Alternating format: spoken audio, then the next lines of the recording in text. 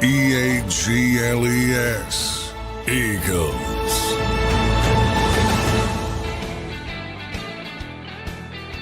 Welcome in, everybody, to a Thursday edition of Birds 365 here on JAKIB Sports. I'm your host, Zander Krause. That's my co-host, Johnny Mack, John McMullen. A big edition of the show today, post-OTA, where Johnny Mack was down there at the NovaCare Complex.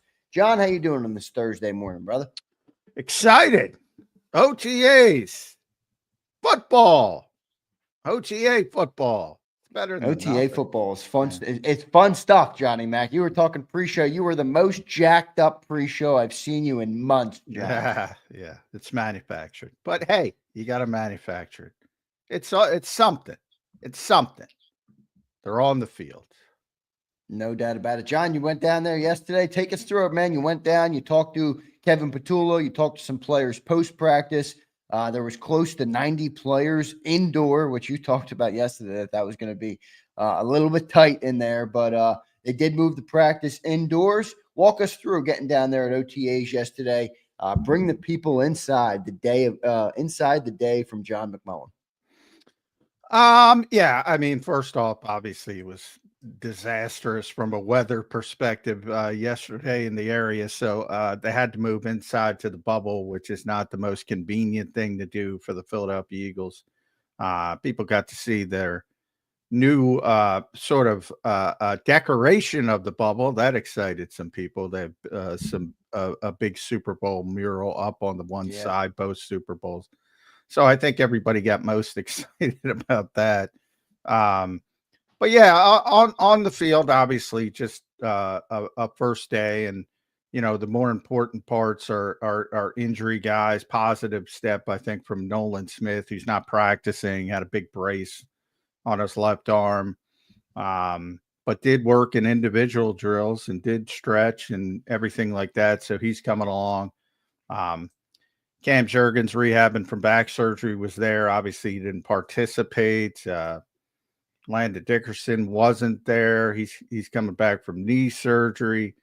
We know Jihad Campbell, Nakobe Dean, they're coming back from surgeries. They were there, but obviously not participating.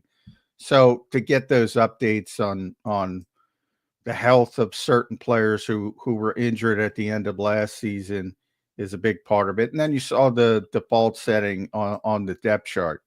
I will say, a lot of people are going to get excited. Bryce Huff was not there, so that's a big story to me because he's coming off a difficult first season with the Eagles. He makes $17 million. This work is all voluntary, so that's an indication that the Eagles are probably looking to go in a different direction with June 1st looming. You think even with the voluntary work, it wasn't just coincidence, or he wasn't in the area or whatever? Well, it's possible. Because I try not to, just real quick, I try not to overreact. You know what I mean? We talk about how these are voluntary, so I try not to overreact to any of them. Yeah, but in the case of certain guys who weren't there, like Lane Johnson wasn't there, and I wrote about this on SI.com if people want to check it out. But with people like Lane Johnson, Devontae Smith wasn't there. That's like Fletcher Cox. I compared it to Fletcher Cox, who back in the day would say, I popped my head in. Not a big deal. When you had that demonstrated performance, you're a legitimate star player. Not a big deal at all. Zero. When you're coming off a year Bryce Huff had, and you have an opportunity to make some hay, because I got to tell you, without Nolan Smith and Bryce Huff and team drills, the starting edge rushers for the Philadelphia Eagles, and I put that in quotation, Alex Hunt and Azeez Ojulari. The backups, Patrick Johnson and Josh Uche. That doesn't put the fear of God in you from a football perspective. Nothing will. They are thin at that position. And the point is, he has a chance to, open up some eyes and say, all right, we'll reboot this thing. And he's not there. Now, to your point, is it possible something came up? Of course. We all know. It might be a tree problem. I can tell you. Right. We're talking Mike Hill, your refrigerator blew. Something could have happened. And that's why next week will be key. And I asked around, they're very tight-lipped about it. But I did find out that he hasn't been at any voluntary work to date. So that, to me, is saying the two sides got together and are on the same page. He's not going to be here. Now, when we get out there next week, if he's not there again, that seals it. So I guess there's a slight possibility, but I would lean more towards he's not going to be here. And if he's not going to be here, that's fine. But boy, you're putting a lot in the Azeez Ojulari, Josh Uche basket. I think June 10th, John, is there voluntary or is there mandatory minicamp, right? So that what would come of that day? You said next week you'll figure it out, but those are also voluntary. Is the minicamp the mandatory minicamp June 10th? It is, and I think you're going to see clarification. Like if he's not there next week, he's not going to be around. Right, he's not. And you know, June 1st obviously is the key date. It makes it they're not going to be able to trade him coming off. You know, they're going to have to release him. Now Howie in the past with James Bradbury, we see how stubborn he can be. But and you never know, somebody else gets hurt, that might reverse course. But it's not trending in a positive direction for Bryce Huff in Philadelphia. And fans, most fans, judging from this show, are probably going to be pretty excited by that. But yeah, right. You know, it's not that they need before. I think you asked the question yesterday, or I asked the question, I think of BLG. You know, if there's one position they're going to add somebody from outside, and we both said safety. Now after yesterday, I'm saying it's got to be edge rusher. It's got to be edge rusher. I mean, and that's with me counting on Nolan Smith not only getting back healthy, but performing at the level he played in the last 9 games last year, which is a very small sample size. But again, Jalix Hunt and Azeez Ojulari. How'd Jalix look? He looked fine. I'm not picking on Jalix, but yeah. I mean, just not a lot of dudes there. Yeah. Big upside, got the podium treatment. So they're very high on Jalix Hunt. But, you know, he didn't the second-year player who, you know, played 300 snaps, basically. And that's your best edge rusher? Nolan Smith isn't there? Think about all the great edge rushers in this league.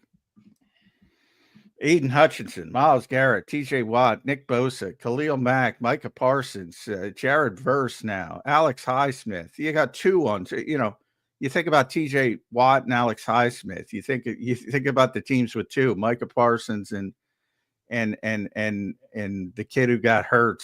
Can't think of his name off my hand. Will Anderson, Daniil Hunter in Houston. Jonathan Bernard. But didn't the Eagles kind of prove last year that they can have a number 1 overall defense without having dominant edge rushers? Now they had much better edge rushers. And I'm not they weren't dominant. You know, they weren't these. Well, no, all right. I'm not saying they're TJ Watt or they're right. Garrett. Like we didn't have that at all. They are really good players. Yeah, Josh Sweat's a really good player. Brandon Graham in obviously limited snaps, but he was playing more last year before he got hurt. Still really effective. I mean, hey, I'm just saying, that is the part right now that could derail this team's march to a repeat. Right. We'll be tracking that all offseason long. We'll track the Bryce Huff stuff as well. John gave you the update on that. John, any other of the positions where there's a battle?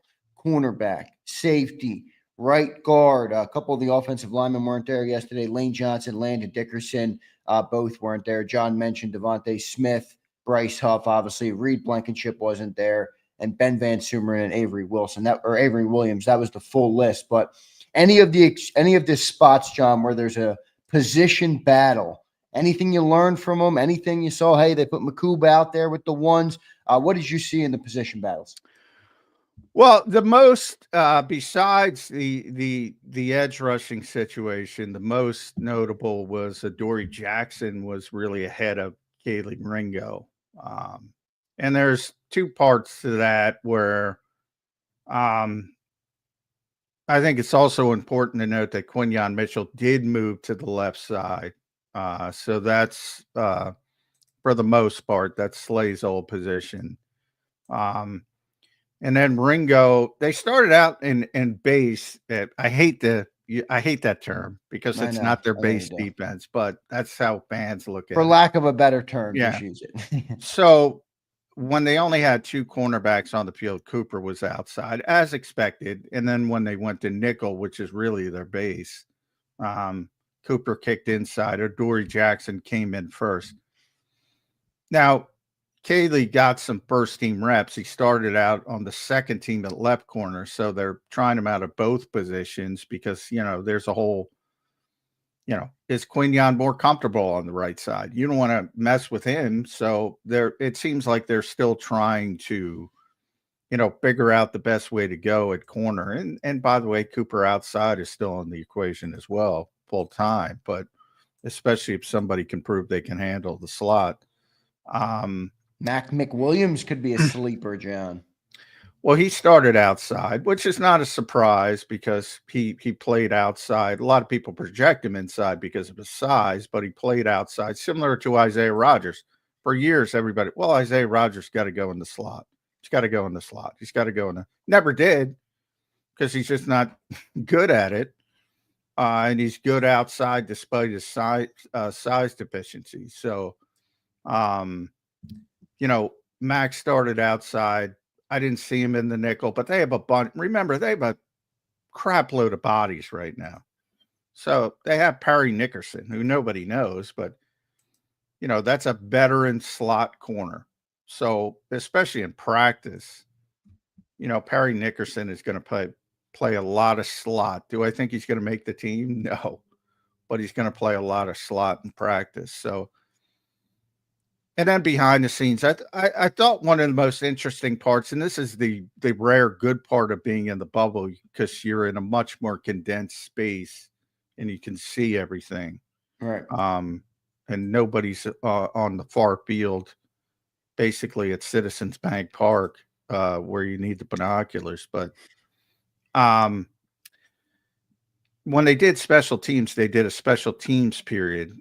I thought it was interesting that Nolan, as I said, was doing some individual work, and Zach Bond joined him with Jeremiah Washburn, who's their edge rushing coach, which gives you an indication. And that's what Jahad Campbell will do as well when he's healthy. So you kind of see how they're going to, one of the things is like, talked about it with Travis Hunter. How do you prepare somebody to play with such limited time to play offense and defense? Now, it's not to that level, but how is somebody going to be with Bobby King and Jeremiah Washburn? They can't be at the same time. It's two different positions. So how do you do it? And you saw a little window into it with Zach Bond. Well, they're doing special teams. Everybody not on special teams or not a big part of special teams because obviously Nolan and Zach played some, but they're not a big part of the four core, especially with 90 guys. They're off doing other things on the side, and they were working on pass rushing drills. And that's what they'll do with Jahad Campbell when he's healthy as well, to get him ready to sort of play that dual role. So that was interesting. Right guard, Tyler Steen was the default setting. You can see it's developing as exactly as I thought I would. Kenyon Green will be the second guy. And if they both fail, Matt Pryor's going to be the right guard. Yeah. That's my feeling. And because, they didn't have Lane, they didn't have Landon, they didn't have Cam. So the starting offensive line was jumbled mismatch. Only Jordan Mailata and Tyler Steen out there of the projected starters. And Matt Pryor started at left guard because Tyler Steen was there. But that is, I think, how the offensive line is going to shake out. So I mentioned Adoree Jackson. Nakobe, they started out very quickly. Now, once they probably rotated safety more than any other position. Now, Reed Blankenship wasn't there.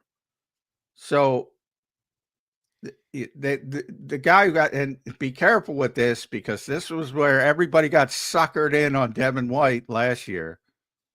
Oh, he got the first rep. Who got more reps? Right. And Andrew Nakobe, and by the end of it, Nakobe Dean was getting way more reps, but everybody, well, Devin White is, it's like, you got to focus on the right stuff. But Nakobe got a ton of first team reps, but they gave everybody first team reps. It was Sidney Brown and Nakobe to start. Tristan McCullum got first team reps. Andre Sam got first team reps. Lewis Seen got first team reps. And I had kind of shows you like where the condition of that room is after Reed Blankenship. Yeah. Well, same thing with edge rusher. Yeah. It's a little concerning. Bunch of guys. But clearly they want Nakobe to move along quickly. However, when they did do 1 11 on 11 period. And when they went to 11 on 11, it was Tristan McCullum next to Sidney Brown. So no position did they rotate more than safety. Everybody got a chance. Is Tristan McCullum a sleeper to be a starter this year? He played last year, John, when Gardner Johnson wasn't in the game. It wasn't Sidney Brown. I know we talked about the injuries. I know all the context there, but any chance Tristan McCullum is a sleeper this year? A lot of things would go wrong if that were to happen. Reed's going to be, obviously Reed is going to be there. And he's been somewhat durable, a couple concussion issues, but so, and then it's going to be Sidney or Andrew Nakobe. And if it's not them, but that means they failed, and that's not a good thing for the Philadelphia Eagles. John, Jalen Hurts, quarterback one. We didn't talk about him yet. What'd you see from Jalen Hurts yesterday at the first OTA open to the media? Yeah, he was fine. I thought he and Tanner McKee were both pretty sharp. Not a lot of reps for Dorian Thompson-Robinson, Kyle McCord, who, DTR started in front of McCord. So it was mainly Jalen and Tanner. Tanner threw it down the field a little bit more. He had the biggest play, a deep shot to undrafted rookie Darius Cooper. He also got Danny Gray on a nice double move. And most of the other stuff was underneath. Not a lot of incompletions, couple drops. Gray had one, I think. Colin Granson, for our Harrison Bryant fan, he had a drop, so that helps Harrison Bryant. But yeah, I thought both were pretty sharp. And I think, for Eagles fans that watch Kevin Patullo, I think they're going to be happy with Kevin Patullo because very good communicator, more open. I think he's more comfortable because he's close friends with Nick Sirianni. I think he's more comfortable. He does seem comfortable in the role. So he's going to be more honest, which I think resonates with fans. Kellen Moore is very guarded. Even Shane Steichen. It was phenomenal. Off camera. On camera, you couldn't get anything from him. So I think fans are going to be pretty happy with Kevin Patullo. Unless they start to struggle, then they don't like anybody. But I find it hard to believe that this team is going to struggle offensively. And Dallas Goedert looked great, by the way.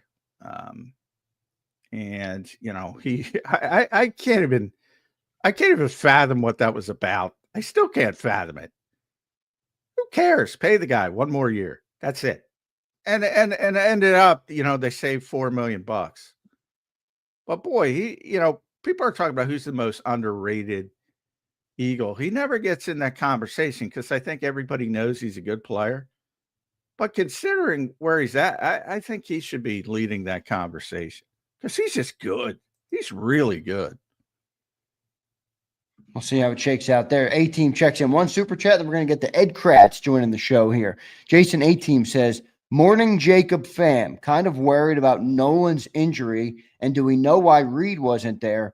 No one cares that Huff wasn't there. How you doing? Well, you should when you see the other edge rushers, but I digress. But Reed, nothing to worry about. Reed's in the category of he can pop his head in and out. He was recording an episode maybe of the Exciting Mike's podcast. No, Cooper was there, so that's right. not. But yeah, I wouldn't worry about Reed whatsoever. Nolan injury. Look, he tore his triceps in the Super Bowl. It's not a surprise. It's a good positive that he's out there already. He had a big brace on his left. He tore his triceps in February. Yeah, I think it's positive. Positive he's out there, man. That's a quick turnaround. Yeah. So no issues with Nolan from that perspective. But what I brought up, because Nolan was not in team drills, it showed you just how just the depth is really lacking at edge rusher. We'll see how it all shakes out. We do have Ed Kracz coming up here on Birds 365. Good opening takeaways from Johnny Mack. Ed Kracz, I'm sure, will have a list of his own takeaways from the first OTA. You guys will be back down there, next week, John? Tuesday or Wednesday next week? Is that what it is? Most likely Tuesday, but not official. And then they're back. The Eagles are off today. No OTA today. They'll be back for an OTA tomorrow Friday. On Football Friday, right? Closed OTA, not open to reporters, so. Closed, so John will not be there. Good stuff. Let's go to Ed Kracz now, joining us from SI.com. You can follow him on X at KratzE. He joins us right now. Ed, welcome to the show, man. How you doing on this Thursday morning? Hey, guys. Doing well. Yeah. Waiting for the sun to shine again. No sun for a while. The sun is never coming out again, Ed Kracz. That is clear. Yeah. How giddy were you to be at OTAs in the bubble yesterday? Boy, John, I was just, I couldn't stop smiling. That's how happy I was. Now, listen, I was glad. It's always nice to see the guys out on the field and you get to cover and you get to watch stuff. And, but it's step one of, 1,000 steps before this season starts. And, you got to kind of temper what you see with that, it's still the end of May and this team is on the field together for really the first time since the Super Bowl, and it's a whole different team. But I was excited. It's always nice to get out there and do your job and, try to uncover some stories. And, there were some things to take away from that first OTA. What stood out to you from that perspective? For me, it was obviously Bryce Huff not being there. It was Adoree Jackson. I'm surprised that he got the first reps as the starting outside corner and nickel over Kelee Ringo, and also as the safeties. They really rotated the safeties. Even Lewis Seen got some first team reps at safety. Yeah, it was good to see Lewis Seen get out there and test that gruesome leg injury he had a couple years ago. But to me, he looked a little stiff. Probably not playing a whole lot of football the last couple of years, but maybe he gets a little bit quicker and can become more of himself. The longer he's able to stay out there. But, I just think that they're just throwing guys out there to see what they can do and giving them reps with the first team, second team, whatever. There are some positions obviously locked down. Quinyon Mitchell has they moved him to the left side, which is interesting. That's where Slay played. But I'm not worried about him playing the left side at all. And he was even asked about it, and he said, I can play both. And you're right. I mean, he's right. He can play both. So I'm not worried what side he plays on. That other side, I guess you could say Adoree got some first team reps, but there's nothing locked down for sure at that spot. I mean, Kelee Ringo is still in the mix, and Kelee Ringo was getting, the first team reps during the individual drills. It was the 7-on-7 stuff where we saw Adoree kind of get up first, but Keeley was in with the first team too on those 7-on-7. Yeah, So yeah. they're just trying stuff, and Fangio's just trying stuff, and we're going to see that continue as we go through here, the spring and then the mini camp and then training camp. So yeah, you can't. I really don't read too much into the personnel stuff where guys are playing and who's playing first team at this point, because it's going to change. Devin White was the first team linebacker last year during OTAs, and how'd that work out? So you can't really read too much into that kind of stuff at this time of year. Yeah. Ed, are you as concerned about the edge rusher group as John McMullen is, man? He's not liking what he's seeing out there after Nolan Smith. Yeah, it's a little thin. And Jalix Hunt, we talked to him yesterday, and I asked him if he feels any greater weight of expectations on his shoulder, and he doesn't. He just wants to be what he can be. He's not worried about what the team wants him to be. He just wants to be the best he can be. But, you got to figure that he's going to be feeling some pressure. He came in last year as a third-round pick. Everybody thought he was a project, came from a small school. It's going to take time for him to develop. And by the end of the year, he really clicked for him. So you hope he can take that momentum and ride it into this season.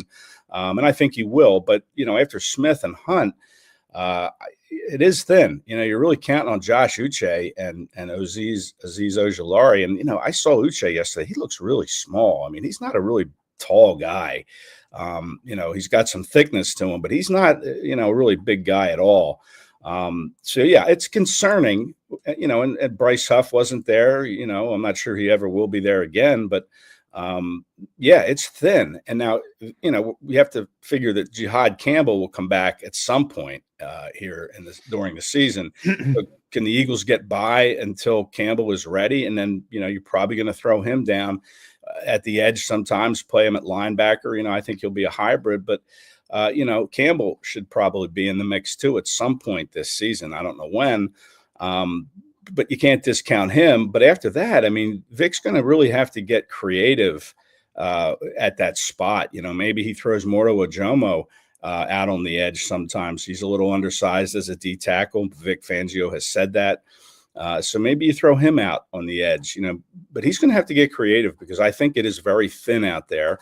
And then there's always the possibility that you make a trade or you pick up somebody from another team after he gets cut, or Von Miller is sitting out there.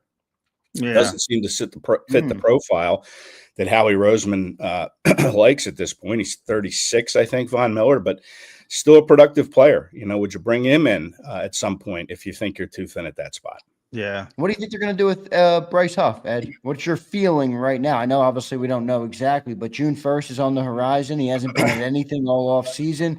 Wasn't there yesterday. What's your feeling right now on what Bryce Huff, how that saga will end? Yeah, you look at June 1st and his numbers to cut him or to trade him, the Eagles are going to have to eat a lot of money, and really admit a big mistake that they made. So I'm not sure that that's going to happen. I think they're just going to have to move forward with him. I think a big kind of a line in the sand will be, I think, when their mini camp starts. It's a mandatory mini camp. I think it's June 10th it begins. Or maybe it's June 9th. I think we only have 1 day availability. I'm not sure of that, but is he going to be here? He wasn't there yesterday. I don't think he was there for anything that they've done so far. No, he hasn't. I did confirm that he hasn't been at any volunteer, which is a bad sign to me. Yeah, it is a bad sign. But again, that contract, it's a lot to just, cut the guy. The Eagles are going to take a big hit to cut him. And to trade him. And then who's going to want to trade for Bryce Huff after what, he didn't show last year. So I think the Eagles are going to have to find a way to make this work. They're going to have to try to get him into mandatory minicamp. If he doesn't come, on June 10th, then we have a problem, big problem that could carry through the summer because I don't think they're going to cut him. I really don't. I don't think they're going to take this big bath that they would take. Yeah. I mean, Howie just put James Bradbury on the back of the roster for a year just to not, eat it out. I think he's going to keep him, but we'll see. Good point. Yeah, I mentioned that he's proven to be stubborn, but it is interesting because the fact that he's not there, and certainly if it June 10th, which is mandatory, that would put the punctuation on it, but he's going to get fined if he doesn't show up for that. But, because he hasn't been here at all, that makes me think they're on the same page. In other words, the Eagles have indicated to him that something's going to happen, stay away, and he agreed to it. That's what it indicates to me, because otherwise you'd be in there working out just to stay in shape for a potential, like Dallas Goedert. We talked to Dallas yesterday. Dallas was pretty, clear that he wasn't going to be here. And then all of a sudden the doors opened up a little bit and he's back at voluntary stuff, working out, getting ready. It's just a bad sign to me, Ed, that he's not there at all, especially coming off last season when he needs to prove something. Yeah. And with Azeez Ojulari, I joked, Ed, I said, boy, and I only say this to point out one of the reasons Vic Fangio supposedly is not in love with Bryce Huff as a player is the other stuff, not the pass rush, run support, when he uses them in coverage as a flat defender. Boy, Azeez Ojulari looked like a fish out of water when they were dropping him in coverage. And by the way, he's never asked to do it before, probably in New York, but that's not an easy thing to do. Yeah. And that's why you like Jahad Campbell, because he can do that. He can drop in coverage. Yeah. And Jalix Hunt can do that. His background was as a safety. Zach Bond can do that. Zach Bond can do it. See, that's why you like those guys. Listen, if I'm the Eagles, and I don't know why they would tell him to stay away. I mean, I think, they need as much help on that edge as they can. Why not bring him in? It doesn't make a lot of sense to me. Other than if Vic doesn't like him, Vic doesn't like him. Yeah. But still, you're paying the guy a lot of money. I wouldn't say stay away and just cash your paychecks. I'd bring him in. And, why not just let him do the role he did in New York with the Jets? I just said the let same him thing. Be a situational guy. You tried to pigeonhole him and squeeze him, this round peg into a square hole and make him be an all three down player. He can't do it. So just bring him in on pass rush downs. Make him a situational guy. If he plays 15 snaps in that role, great. You're not getting your money's worth unless he's very productive in those 15 snaps. But still, you're getting something out of him rather than just parking him on the bench and not playing him. Yeah, I agree. I've mentioned that a couple times. All right, let's switch to offense. I thought both quarterbacks looked pretty sharp. Yeah. If you go back to last season, boy, it was really ugly at OTA's last offseason with Kellen Moore coming in with new ideas and fresh ideas. I thought it was pretty seamless this year. Everybody knows Kevin Patullo. He's been there since 2021. I think it was obviously things worked out. It's not like it can't work out because Kellen Moore proved it last year. They won the Super Bowl. But just for this first step, I thought it was a lot cleaner than last year offensively. I agree. I mean, last year it was kind of a concern to see Jalen Hurts. Jalen Hurts was really rocky in the OTAs that we saw in the mini camp. He had a hard time figuring out where to go with the ball. And when he figured it out, he wasn't accurate with it. So this year it's different. And you would think it would be, because I don't think this offense is going to change a whole lot with Kevin Patullo. He'll bring in some of his own wrinkles maybe, but it's still a lot of the schemes and concepts are the same. You remember last year, Jalen saying that 95% of the schemes and concepts were new. And that was a big storyline for me going between training camp and the end of OTAs, that 5-week period. I was thinking, if Jalen Hurts doesn't come back and have this figured out, it's going to be a struggle. But then he came out in training camp and had a terrific training camp. So he was really able to put it together. But that won't be the case this year. Jalen looks sharp. And you mentioned McKee. I thought the Eagles, it looked like the right decision to trade Kenny Pickett and elevate McKee to the number 2 role, because McKee, I think he can be a starter in this league. And he came out and looked great yesterday. And again, you don't want to temper it. Yeah. For, first step of many steps here in the offseason, but he looked good. And, you have a good body of work from him in the preseason. He played a couple regular season games last year, but that deep throw he made to Darius Cooper was just beautiful. A real over-the-shoulder throw that the defensive back couldn't get anywhere near. And Cooper, who I thought looked pretty good yesterday, an undrafted free agent from Tarleton State, of all places. State. Yeah, I don't even know where that is. The football factory of Charlton State. Where is it, John? Do you know? I don't even know where Charlton State. I don't. I'll Yeah, I look don't it up either. though. I'll say Texas because a lot of good football is played in Texas. But it is Texas. Well done, Ed Kracz. Yeah, Stephenville, Texas is where it is. All right.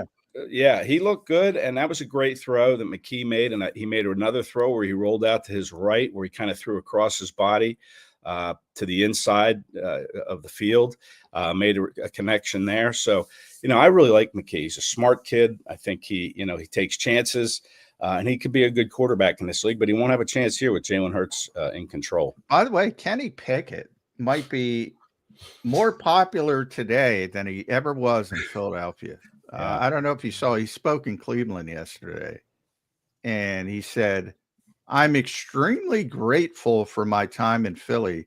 I think I was just shown how it's supposed to be done, really from the top down, day in and day out, how to be a successful team, quarterback, organization." Spoke very highly of the Philadelphia Eagles. So maybe Eagles fans will give him a little bit of a break. Yeah, giving them their flowers.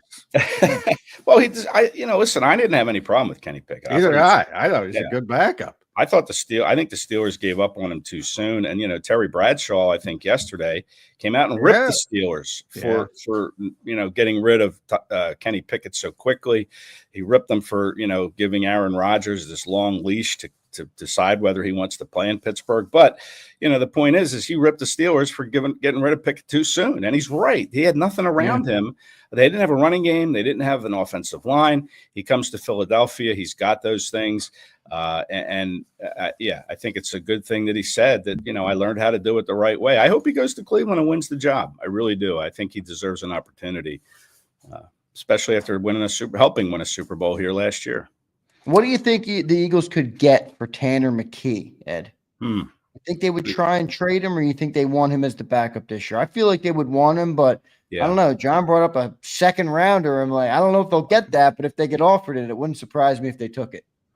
Yeah, I'm not sure they'd be ready to hand the reins to Dorian Thompson-Robinson or Kyle McCord at this point. I think what's McKee have 2 years left on his contract, his rookie deal. So I think you probably keep him, at this stage. Well, I don't think they want to trade Tanner McKee. I just say because of the unique situation going on in New Orleans, and you have Kellen Moore there, and they have nothing. They have Tyler Shuck and Jake Hayner and Spencer Rattler. If Kellen Moore wakes up one day and they want to give an overpay, a second round, I got to listen to that. If they want to give up a second round pick for Tanner McKee, Dorian Thompson-Robinson and Kyle McCord probably aren't ready. But boy, they're not. McCord, I think, had one pass attempt yesterday. No, he didn't even get any reps, really. He's so far away from being a backup. And, DTR, I know he has a couple starts in this league, but I don't think you want him stepping in for Hurts if Hurts were to get hurt again, which he seems to, especially late in the season. He always seems to miss a couple games. I don't think you want DTR stepping in. So, listen, the New Orleans situation's a wild card. I thought they would make a play for Kenny Pickett, to be honest with you. I thought, the connection with Kellen Moore made sense, but they didn't make that play. And I saw Kellen Moore come out yesterday and kind of praise Spencer Rattler for having a command and, understanding of the offense. Listen, maybe he's putting lipstick on a pig here, but he's not going to rip his own guy, but I can't imagine he's comfortable with that quarterback. Remember, when Kenny was available, Derek Carr was still there. It was a whole lot different. Yeah, good point.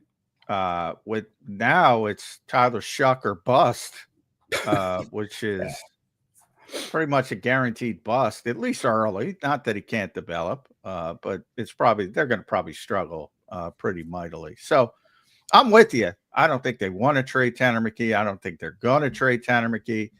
But will he ever have a higher value if Kellen Moore comes calling this offseason? Maybe not.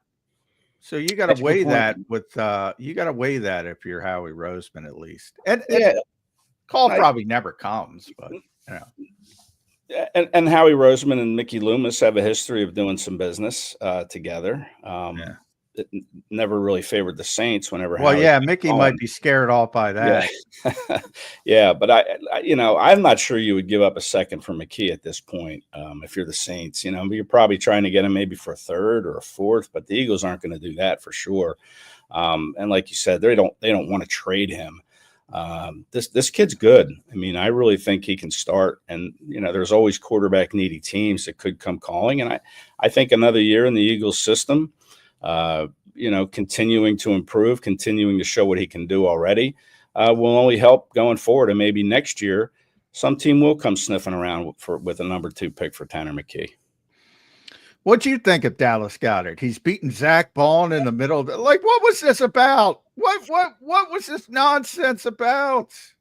Those 7-on-7 drills it's so hard to read a defense on those. They're so tilted toward the offense, in my opinion. There's no pass rush. You can stand back there forever and wait for somebody to break loose. But my impression was Dallas Goedert looks like he's ready to go. And I think he, had a couple catches. He got knocked down. Tristan McCollum gave him a nice little shot when he caught one over the middle and knocked him to the ground. And Goedert got up, slapped hands with McCollum, no hard feelings. But I thought he looked good. I thought he looked ready to go. He's happy with this contract he signed. He said that yesterday. I don't know if he's happy, but well, he seemed to indicate he was happy. Now he was asked, could you become, one of an all-time Eagle and stay here forever? And I don't think that will happen. I mean, look, but if he has a big year, some other team's going to come calling for sure. I don't know. Ready? Here's the situation. The Eagles passing game goes from 31st in the NFL to top 10 or top 12. Dallas Goedert has a monster year. The outlook of the team looks a little different after this season. Do they try and keep Dallas Goedert at that point? They still don't have anybody after Dallas Goedert.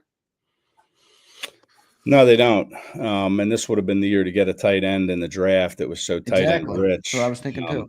Yeah, so you're right. But, you look at the reality of the situation, and, Jalen Carter next year will be 1 year closer to getting his extension, probably should get it after his third year.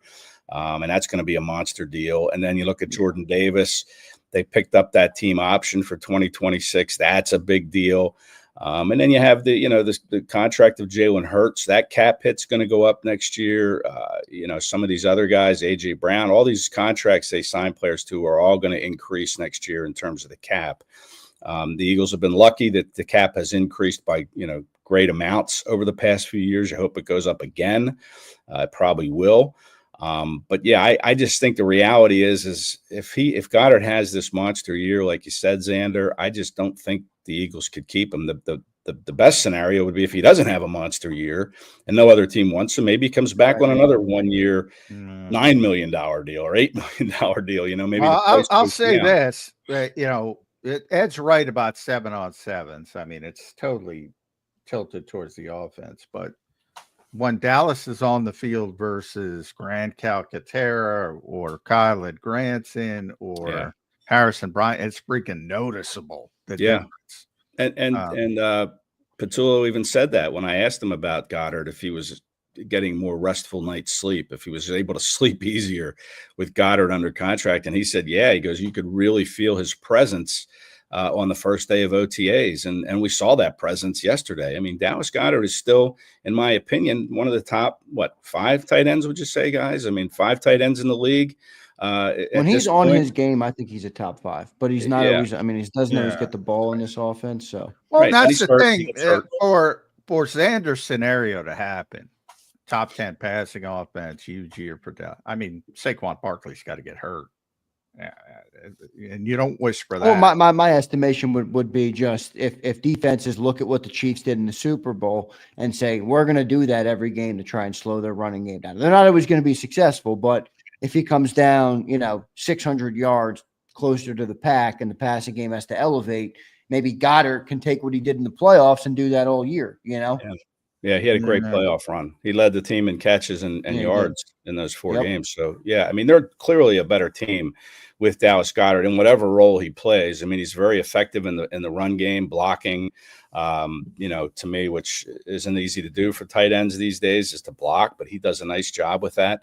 But, yeah, I just think that this probably will be his last year. He could have a big year. I don't know if he will because of all the weapons, but yeah, I don't think he's going to be sticking around beyond this year unless something crazy happens. But just enjoy Goedert while you have him, I guess, because this might be the end of the line here in Philly for him. Another guy offensively. Now, Devontae wasn't there. Nothing to worry about. AJ was there, but did not participate in team drills. So they were taking it easy on AJ. So the receivers were Jahan Dotson, Terrace Marshall, and Anais Smith. And then other guys rotated. I was pretty impressed by Jahan Dotson. Really had a good comeback route on Quinyon Mitchell at some point. I'm still getting used to him as number 2 because that's Slay's number. Yeah. And Danny Gray as well. I think he's got a chance. Had one drop, but he also had some big catches as well. Maybe a little bit more depth at wide receiver. I mean, they've been getting through with the Johnny Wilsons of the world. He didn't practice yesterday either. No, he didn't practice. I think Jahan Dotson, people don't realize it. That guy can play. He's not 16th overall pick good, like where Washington drafted him, but boy, he's the best third receiver they have had in years, I think. Yeah, I don't disagree. It's just that they don't get those third receivers in this offense don't get the traffic that other third receivers in this league would. We've seen it with the Zach Pascals and, Olamide Zacchaeuses and Wes Watkins, Julio Jones at the end. Yeah. But I think, for sure Dotson can play. And, listen, he didn't have the benefit of going through the OTAs with the Eagles last year or even training camp because he came late, the end of August. So, he was playing catch up from the start, and that's not an easy thing to do, obviously. But I think he got there. He made a huge catch in the Super Bowl that set up the Eagles' first touchdown. I think if the Eagles look his way, he'll be more productive this year in this offense. It's just a matter of looking his way because like we say, Brown, Smith, and Goedert, those are the 3 guys. And then you mix in Barkley and, what's left over for Dotson. Yeah, there's only one football. Exactly. But I like Jahan Dotson. I always like Jahan Dotson. I think he's a fine third receiver. It's just they don't really use a third receiver a whole lot. Yeah, we'll see what ends up happening. Ed, I want to ask you about somebody on the other side of the ball right now. And you brought him up a little earlier when we talked about contracts coming up. And I think this is a big year for this player. What will Jordan Davis be in 2025 to you, Ed Kracz? I think he's a candidate for me to have a breakout year. He's had solid years. He's not asked to play all 3 downs. He's got this reputation as kind of the run stopper, and he comes off the field in passing downs. But, talking to Clint Hurd at the Super Bowl, the defensive line coach, he's very high on Jordan Davis being a 3-down player. They're trying to get him to have more of a mindset of, listen, go get the quarterback. You don't have to sit there and just take up blockers and let linebackers clean up the play. But that's a mindset that he's played with his whole life. He's never been asked to go after the quarterback from high school to Georgia and then his first couple of years here in the pros. So I think Davis has the skill set to get after the quarterback. 2 huge sacks in the postseason. I think that was a sign of some growth, some things that Clint Hurd talked about. I think he's going to have a big year. I think you're going to see him more on third down, especially as we talked about the defensive edge position being a little light. You might have to slide Jalen Carter out to the edge on occasion and make him an edge rusher. Like I said, I think Vic's going to have to get creative if this is the current crop of defensive edge rushers that you have. So maybe Jalen Carter goes out there and Davis stays on the field as a D tackle along with, maybe whoever else, Booker, and then you throw Moro Adromo on the outside. Again, these are all, things that could happen. I'm not saying they will, but Vic's been creative before.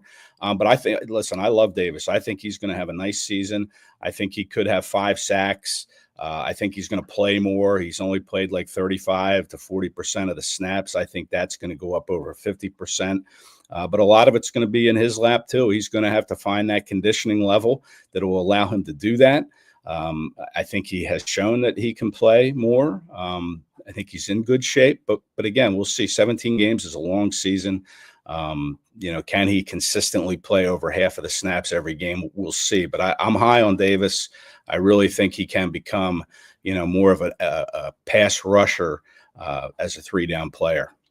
It's an interesting scenario with the contract looming too. Yeah, because you're right. wondering what do they value him at with if he's just a run stopper, but if he does add that to his arsenal, I think that changes his value big time. Yeah, and they'll probably try to renegotiate, right? I mean, do you want him going into his fifth year, making $14 million, John? Yeah, something like 14, that. Yeah. And then they definitely want to get an extension done, but Yes. the problem is, it's tough if you're not a 3-down player, it's tough to give big money to. Then Jalen Carter, since that's going to affect it. Can you pay 2 guys big time money? They Good couldn't point. do it with Milton Williams, so if it gets up to that range, then you're really in trouble. So yeah, it's difficult, but that's Eagle problems, first world problems, because they have too many good players and you can't pay them all. That's right. what it comes down to. And that's a good position. You'd rather be in that position. Ed Kracz, make sure you follow Ed on the X platform, reademsi.com/NFL/Eagles. Did a great job on the Dallas Goedert return yesterday. Had a bunch of stories up yesterday. You're going to see another 300-word article on Dallas Goedert for some reason. I have no idea why, but I digress. That's a inside joke for Ed. But I thought your most interesting story was Cooper DeJean. Yeah. And the outside-inside conversation. Everybody wants to keep him inside. The business of football, we just talked about it with Jordan Davis. You saw it this offseason. Houston, in the same week, made Derek Stingley the highest paid outside cornerback in history, $90 million. They made Jalen Petrie the highest nickel slot back in history. It was like 40-something. I think 40, a little bit less than 40. That's the difference in money. Can the Eagles, long term, they almost have to play him outside from a business perspective? Does it start this year, Ed Kracz? It might. I mean, that to me was one of my biggest takeaways from yesterday, and there were a few that we've talked about, but was moving Cooper outside. I mean, he got some reps out there, and I think if they're not comfortable with Ringo or Jackson starting there, don't be surprised if they move him. Now that opens up the slot, which is a very important position in the league these days. And maybe that evolves, John. Maybe slot guys over the next 2 years start to get more money because it is a valuable position. And if Cooper stays there in 2 years, he'll be ready for a new deal. Maybe he gets paid as a slot guy. But as it is now, it's the outside guys that are making money. And we could see, him move outside. The Eagles are going to give Davis, I think, a chance to be a 3-down guy and to show his value when it comes to contracts. And I think they would probably do the same with Cooper, move him outside at some point to let him show his value in terms of getting paid. That's the Eagles aren't going to, try to stifle your growth and, keep you down because it favors them in contract negotiations. I think the Eagles are a fair team and they're a good organization to play for. And they're going to give guys a chance to make as much as they can. And if that means moving Cooper outside because the outside guys are still getting paid more than the slot guys, then I think they'll do it. Does it happen this year? I don't know if Mac McWilliams will be ready to play in the slot, or BJ Mays, who was a slot guy at Texas A&M. He was the guy that got beat on the deep throw McKee had to Darius Cooper. Well, it's Darius Cooper, so yeah, and it's BJ Mays. I mean, I don't think any of these guys are going to be ready to play the slot. I don't know who would play the slot right now if you move Harry Cooper. Nickerson, baby. Harry Nickerson. Is he still here? I he's still there. Yeah. Everybody loves Perry, but they know there's limitations. But yeah. So I don't think the Eagles are ready to move him outside at this point. I think they have options, but I think they're getting him ready. And if there's an injury or something crazy happens during the course of the 17-game season, he'll have played there. He'll kind of have an idea of what he's supposed to do there. But I think long-term, that could be the home for him. Ed Kracz, good stuff. Make sure you guys follow Ed on Twitter at KratzE. Read all his work at si.com. Ed, I got one last question for you. You've been a Nakobe Dean truther for a long time. You've been a supporter of Nakobe's in this early part of his career. To me, the future in Philly looks bleak. I won't lie to you. Even if he plays great, I don't see him giving him a contract. If he doesn't play great, they got Trotter, they got Jahad Campbell, whatever his role might be. They drafted Smile Munden. What do you see coming up here for Nakobe Dean? Do you see it the same way I do, or do you think he has a chance to be, in Philly for a long time? Yeah, no, I agree, Zander. I mean, I just don't know how you keep him. And I love Nakobe. I think he's a great leader. I think he's a good locker room person. He's a very good football player, but injuries are always the story with him. And again, when is his season going to begin? Is it going to start September 4th against the Cowboys? Probably not. And that's going to limit what he'll be able to get when he hits free agency. And he could be a player, Zander, that comes back on a 1-year deal. Maybe they go year to year with Nakobe Dean. I don't know. I mean, the story's still to be written. But right now, I'm with you. I just don't think his long-term future is in Philadelphia. But I don't see him getting a 3 or 4 year contract somewhere else with another team at this point. So, a 1-year option or 1-year contract could be in play for him. And maybe that's with the Eagles. But again, it's going to be up to when does his season start and how does he look coming back from this patellar tendon injury? Yep, agreed. Good stuff, Ed Kracz. We appreciate it, man. Thank you so much for joining in. As always, you got great stuff. We're waiting for the overreactions. They're highly talked about here on Birds 365. I tried to give him some. I was in his ear. I didn't do them because I don't want to overreact after one OTA. I want to see things settle a little bit before I can. 4-win team, Ed. Did the pushback get to you, Ed? Did the weasels on Twitter dissuade you from making an overreaction piece? No, I try not to let the weasels on X impact my thoughts, but no, I'll come back with the overreactions. Like I said, I didn't want to. There was so much to overreact to that would have been just wrong, plain wrong, in my opinion. After I know John gave me some, but I didn't agree with them in some cases. But I'll come back. Maybe Tuesday. I think we have the availability. I think Wednesday they were saying the playground build for the Eagles is going to be Wednesday. Most likely Tuesday, but not 100%. Not 100%, but I think it will be Tuesday. So maybe I'll come out with some overreactions on Tuesday. And listen, I didn't have my notebook. John showed up with his reporter's notebook. I had never seen him with that before. Now maybe he said he uses it in training camp. I got like 10 of them. I never throw them away in case I have to go back to them. But here's the thing about Ed. He's like, I've never seen you with a notebook before. I'm like, I do it every time at practice. Yeah. And that brings me the story of Brian, the intern, who would welcome us every day. Good morning, every day, sitting at the table. And one day I said to Ed, I forgot her name. Sorry, Brian. And I said, hey, what's the name of the girl who hands out the credentials in the morning? And Ed's like, who's that? What are you talking about? Walks by her every day. Every day. Yeah. Well, listen, that has nothing to do with you showing up with a notebook. Yeah, I know you flipped through some pages and showed me some of your notes that you made. My point is you're not observational in certain instances, which, by the way, is not a good thing for a reporter. You should notice Ryan, and you should notice my notebook. Yeah, look at that. This is a little Sports Illustrated on Sports Illustrated crime this morning. Johnny Mack coming at Ed snapping back. I love it. Ed, thank you for joining, man. We love having you on Birds 365. We appreciate you, brother. We'll talk to you again soon, all right? All right, guys. Thanks a lot. Have a great weekend. Thanks, Yeah, bud. you too, Ed. There's Ed Kracz joining us here on Birds 365. Great stuff from Ed Kracz. Great stuff from Johnny Mack. Good opening hour here, breaking down the OTA.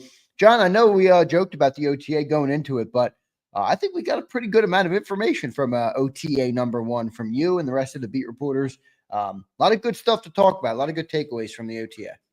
Yeah. Did Elliott do percentages, completions? He did. He put up the completion. Wait, I'll tell you what, though, and I know everybody likes to joke about Elliott, but I see it from a business perspective. Now, ESPN, John, yesterday, ESPN put out all 4 of the quarterbacks in Cleveland's statistics for OTA in Cleveland. I'm like, are you kidding me? But the point is, Elliott was ahead of his time. First of all, I love Elliot. A good dude. I say it all the time. He does a good job. Good person. I have no problem. But I only bring it up because and it does work because 40 people ask me, is Elliot doing complete? I'm like, ask Elliot. I don't know. That's why I said it. That's the only reason I was bringing it up. So I don't know if he's doing. I mean, if you ask me my honest, they don't mean anything. But people like him. I'm not doubting that. I just don't think they're important, as I've explained when you're watching practice and what they're trying to accomplish. But yeah, that's the only because I got so many people. Is Elliot doing completion percentages at OTAs? I got that like 5 times. It's at Elliot Shore Parks 1L. Ask Elliot. I don't know what he's doing. That's all. He does a good job stirring the pot a little bit. Good stuff there. Great stuff from Ed Kracz today. We'll be looking forward to reading all Ed's work, all of Johnny Mac's work at SI as well. I can't believe Ed got bullied by the Twitter people into not doing his overreaction. He told me it wasn't that, but I believe it's that. Didn't he get a lot of flack for one of his overreactions? He got, for saying Kenny Pickett was sharper than Hurts. And he was. Kenny Pickett was sharper than Jalen Hurts. Did not have good OTAs last year, as we just talked about. And a lot of it was he was clearly, they were doing a bunch of different things, and he clearly wasn't comfortable early, and it wasn't a big deal. But, it's like, I don't think it's a big deal that Darius Cooper had a long touchdown yesterday, but it happened, so you report it. That's all. And yesterday, as I just said during the conversation with Ed, Jalen Hurts was a lot sharper this year than he was last year at OTAs. And that indicates to me a comfort level. He's more comfortable this year than last year. Yep. That's good stuff there. Good stuff there. We'll get a commercial break in. I got 2 super chats to read before we get there. And then when we come back, still more to break down here on the OTAs. I do want to talk to John a little bit about Kevin Patullo, the offense. There was a comment made yesterday on that FS1 show with Shady McCoy about, kind of slips that AJ Brown talked to him. So we'll talk a little bit about that, the offense, what it looks like from there. Killer Tomato checks in. What's up, Killer Tomato? He says, we already got rid of one backup. Why is everyone in a hurry to weaken our quarterback room? I don't know if it's everyone. I brought up a specific scenario that if New Orleans, because of desperation, was willing to overpay, would Howie Roseman consider it? I think you have to, from my perspective. Nobody's looking to weaken the quarterback room. Somebody's looking to take advantage of a desperate team. Yeah, and pick up a 2nd-round pick. I mean, I shouldn't ask the question. Do people listen? But clearly, at times, they hear what they want to hear. I mean, I like Tanner McKay. If somebody comes in with a 2nd-round pick, I wouldn't hesitate. Is he ever going to have a higher? Some people think he does. Some people think he could be a legitimate starter. That's fine. That's a fine. How does he showcase that? Like, to your point, is he ever going to have higher trade value? And then once you're another year through the deal, he's only got 1 year left. Kellen Moore might think Tyler Shuck, and probably does think Tyler Shuck has a bigger upside. So it's probably never going to happen. But I'm saying if he fell in love with him as a player, and he thinks highly of him, and he makes that phone call, why wouldn't you consider it? And do you got to cross your fingers and hope Jalen doesn't get hurt? Yeah, but you got to do that every year. Yeah, let's be real. If Jalen Hurts gets hurt, we're not winning anything. Well, that's every team. If you have a star quarterback and he gets hurt, and people say Nick Foles, that was a very small run. Yeah. I'm talking about a full season. Or, you get hurt in week 2, that type of thing. Even the small run, John, that's the exception. That's not the yeah, even the small run is the exception. But if Nick Foles had to play 16 games, they ain't going to the Super Bowl. I got news for you. No. So, everybody's at that risk who has a star quarterback, and that's just part of the game. But I do think Kenny Pickett did a credible job, and I know Kellen Moore thought that as a backup quarterback last year when Jalen did have to sit out because of the concussion. And he had more experience than what they have now, so that's part of it. And it's nobody's looking to weaken the quarterback room, but they have two other guys who they think can be NFL quarterbacks, and somebody's going to overpay. I think you have to listen to it. Yep, no doubt about it. Good stuff by Killer Tomato. Appreciate the super chat, brother. John, why do I feel like this is an egregious comment? And I love you, Brandon Howard, but this just feels crazy to me, but it's not the only person who has this line of thinking because the Eagles roster is so good. Brandon Howard says, whoa, McKee could step in and potentially do enough with this roster to win a Super Bowl. Why does that sound absolutely insane to me? Am I wrong or is Brandon Howard wrong? Well, I don't know where I don't know where Brandon Howard could possibly get that. Anything's possible. He hasn't played for the most part. Are you gauging that off successful preseason? Are you gauging that off week 18 last year? Are you gauging that off of 2 touchdowns and 4 passes, whatever it was at the end of the Dallas game where that Kenny Pickett led you to a blowout? I don't know what you're gauging that on. Is it anything's possible, but yeah, I would bet heavily against that as a 6th-round pick trying to elevate a team to be a Super Bowl contender. If you look at the Giants game, who were you talking to yesterday? If you watch that game in the first quarter, first half, Kenny Tanner was really good, and the second half not so much. And one of the reasons why is because they're running the same damn 2-3 plays every time, and even the Giants started to figure it out. You gotta expand that thing a lot if he's the starting quarterback. So I don't, from the standpoint of anything can happen. Yeah, of course, anything can happen. From the standpoint of Brandon making that assessment, I don't know what he would be making that assessment on right now. I'd say 1% chance, but we'll see. Prince Swayze checks in. What's up, Prince?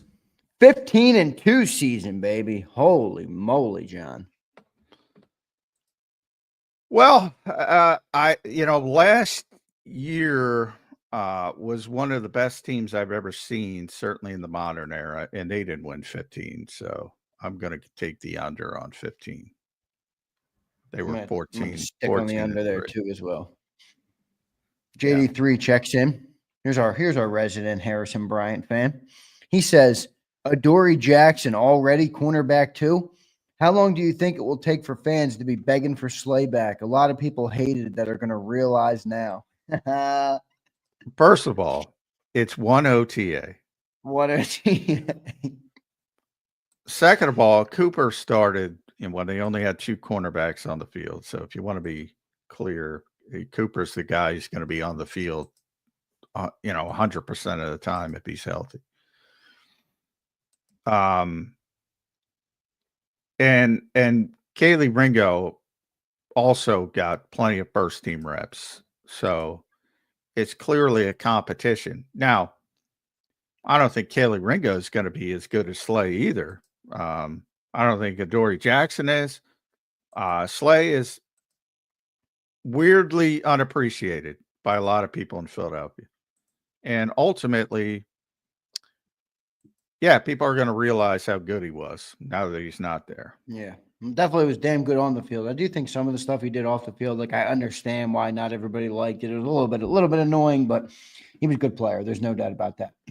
Good stuff, JD3. Appreciate it, brother. When we come back, plenty more to talk about. We'll talk about the offense. I do want to bring up kind of what was talked about with the offense being not new at all. Jalen Hurts had some comments. Kevin Patullo spoke, so I want to get John's take on what he had to say. We briefly touched on that in the earlier in hour number 1. So we'll do that, all that when we come back here on Birds 365. Hit the like button for us, everybody. We got a great crowd in here, as always.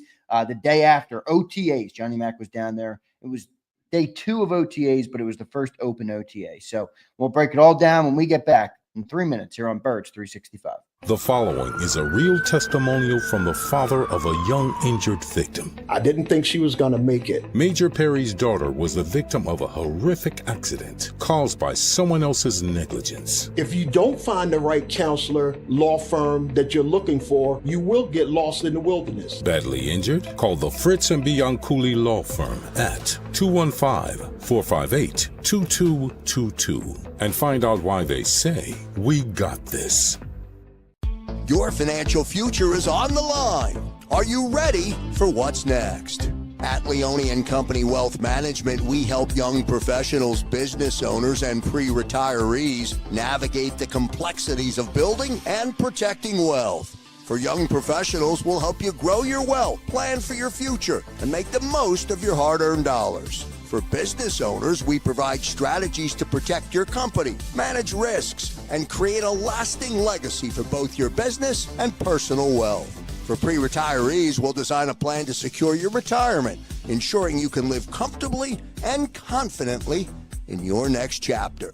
Whether you're just starting out, managing a thriving business, or preparing for retirement, we're here to help you take control of your financial future. The first consultation is on us. Get the advice you need without the cost. Let's make your financial vision a reality. Take the next step. Scan the QR code to schedule your free consultation today. And of course, go Birds.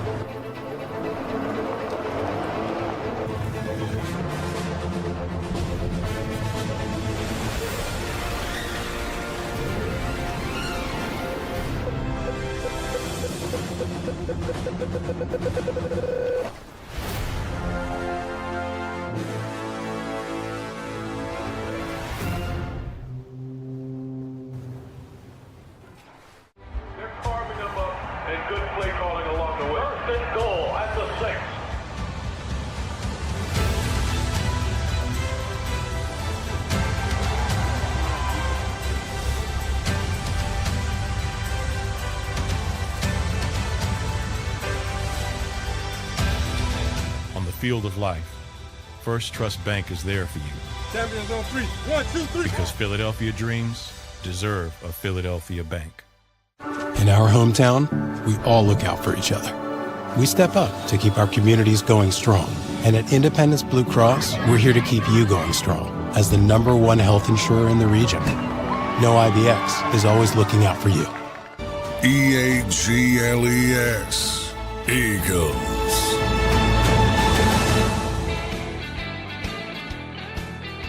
Welcome back in, everybody, to a Thursday edition of Birds 365. Post OTA, Johnny Mac was down there yesterday. We talked to Ed Kracz in hour number 1.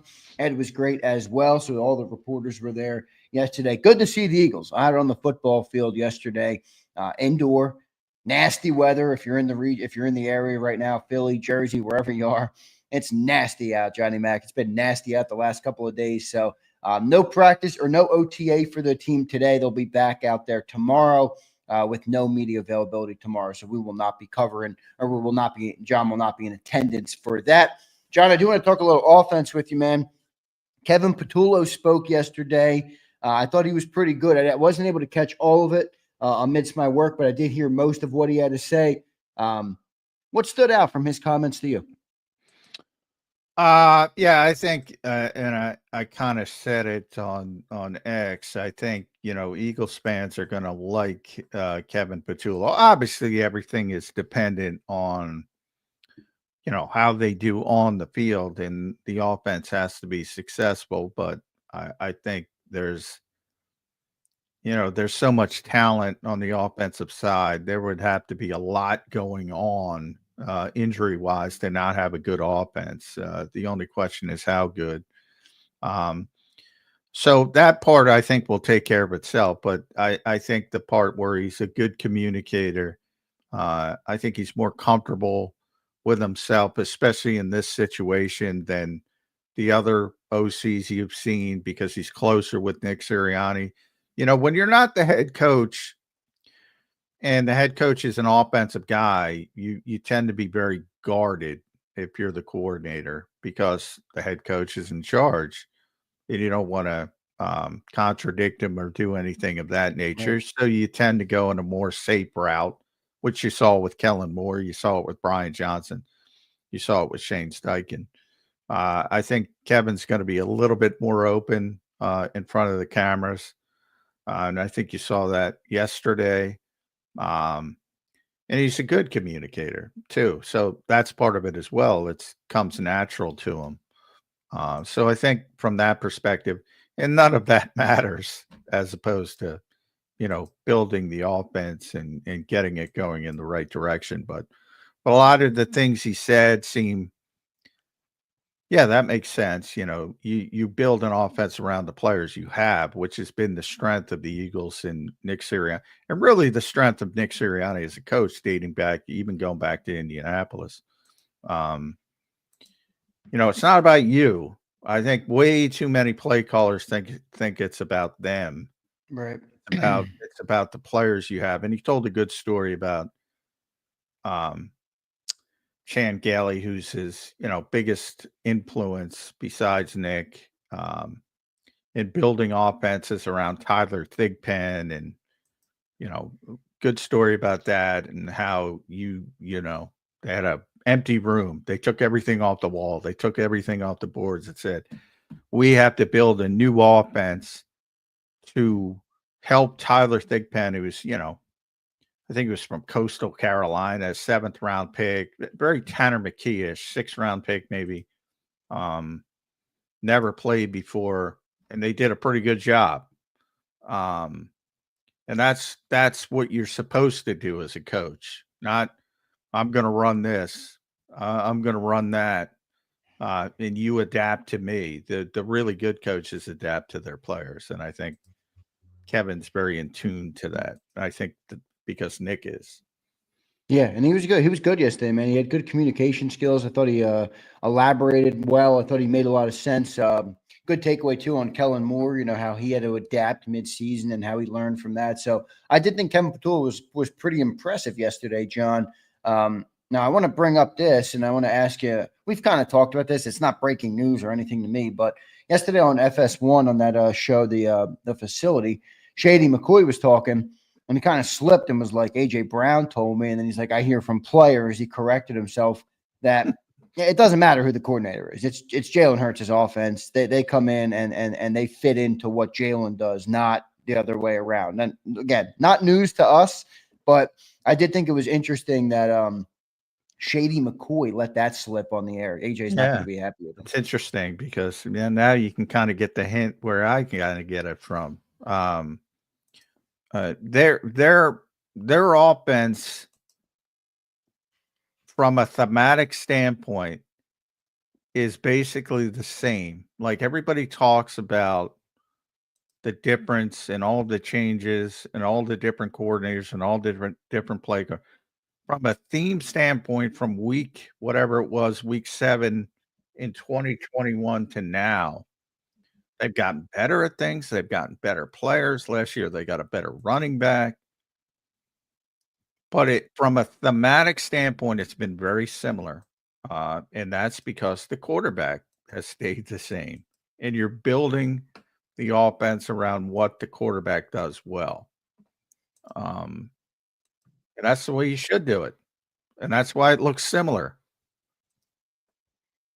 That's the way you should do it. And then you try to evolve from that and get a little bit better each year. But, you know, if Tanner McKee, again, if that worst case scenario happens, you will see a different offense because he has a different skill set. but they're going to build the offense around Jalen Hurts. And I don't know why anybody would have a problem with that. It's exactly what you should be doing. Do you get the vibe that AJ Brown has a problem with it? No, I don't think he has a problem with it. The Eagles got lucky with AJ because AJ came from Tennessee and Derrick Henry. Like, he's used to playing in run-first offenses. Yeah, but I'm sure that just because he's used to it doesn't mean he doesn't desire the alternative, especially knowing how good he is. I don't think it's part of not knowing anything else. Like, maybe if he was in, if you look at some of these high volume pass catchers like Jamar Chase or Jefferson, if he was in that type of offense prior, maybe he'd have a different mindset, but he hasn't. I think that's sort of luck, to be honest, because he probably would be a little bit more like, hey, man, I had 1,700 yards. I think it's just human nature, but he's never been in that type of atmosphere in the NFL. I think that helps. I do. Good stuff there. I think it's going to be a lot of the same this year, which is all good. I think the offense was great last year, but I am interested to see what kind of natural evolution it has, based on defenses, based on how many touches is Saquon Barkley going to get. I have no issue if AJ Brown wants the ball more, John. He's AJ Brown. All right, put the ball in his hands. Good thing happen. That's typically what happens with a player like that. So I am interested to see how the offense evolves this year and what was the word? I think this iteration of it will look like. I think that if they start to struggle, you'll hear a lot about that, but I don't see any way they're going to struggle mightily. And they got 10 guys coming back, 10 of 11. When you have the expectations they have, like last year, and you have these hiccups in games where they end up winning, you're going to have a little of that. But, that's just part of it. It's part of the NFL. I mean, what you want to do is eliminate those games. That's what you want to do. If you can eliminate those games, I mean, this will be the best offense in football. And by eliminate, I don't mean every game's got to be pristine, but I'm talking about the really poor passing games.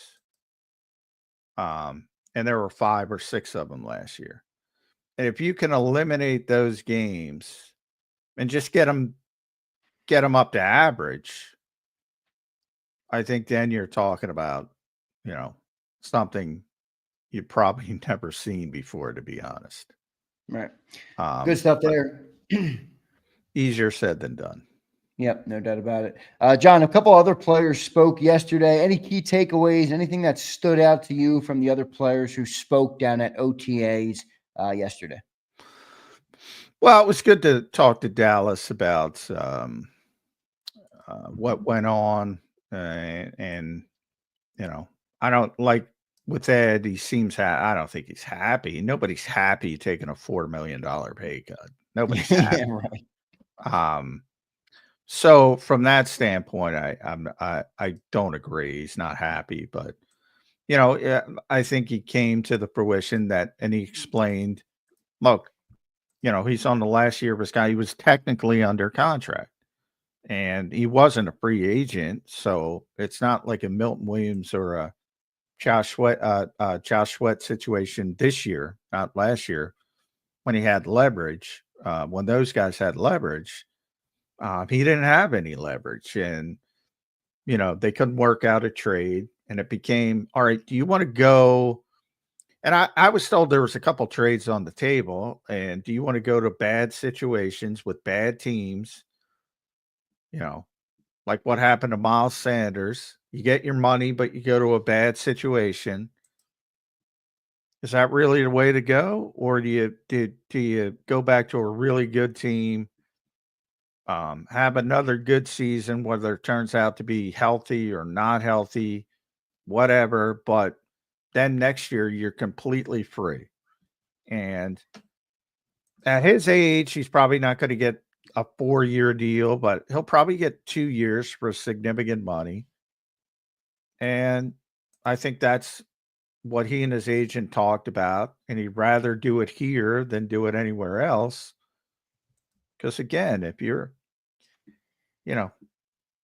ultimate team game, as Nick calls it, you're at the mercy of others, no matter how good you are. You're at the mercy of your teammates. And if you're going to a bad situation, you're not going to look good. You're just not.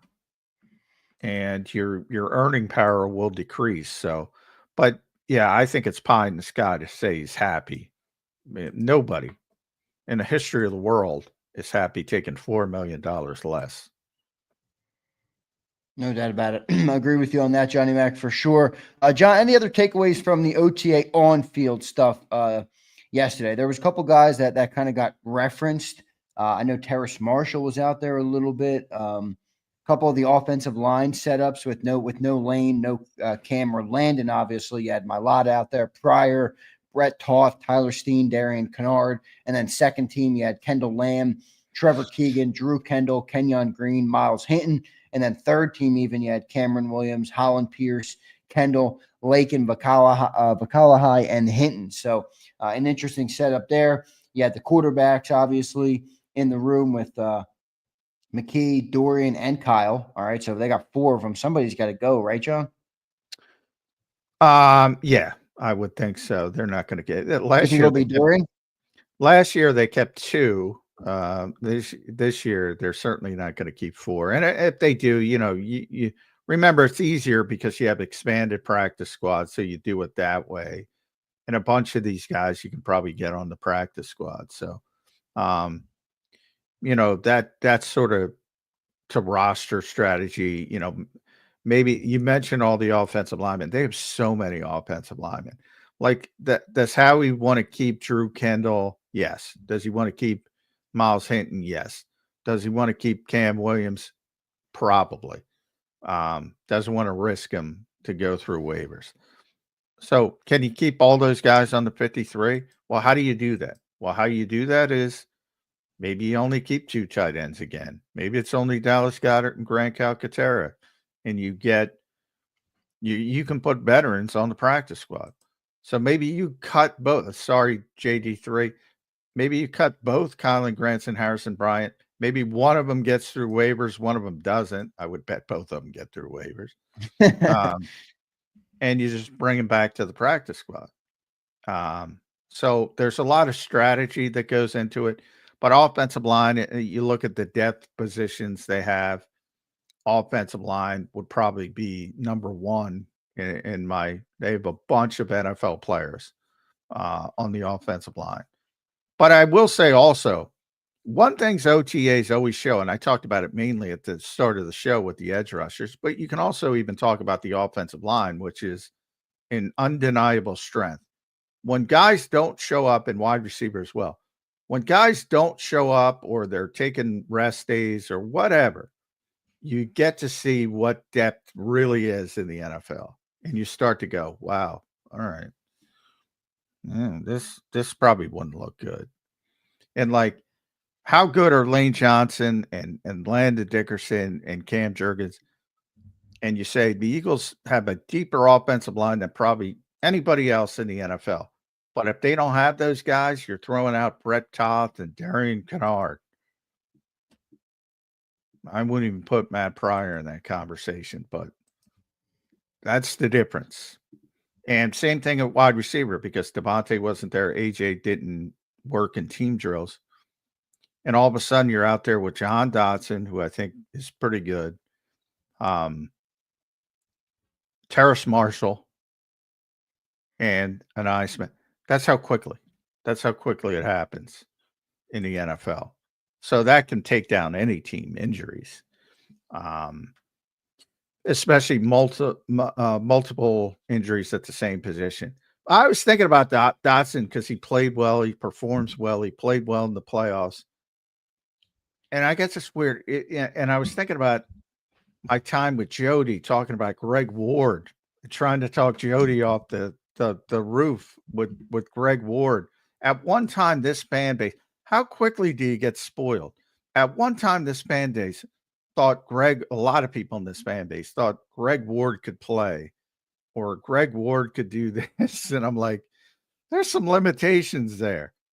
And Travis Fulgham. Do you remember that? I remember that, man. Jahan Dotson would have been a star on that team. A star. On those types of teams that were rolling out those types of receivers.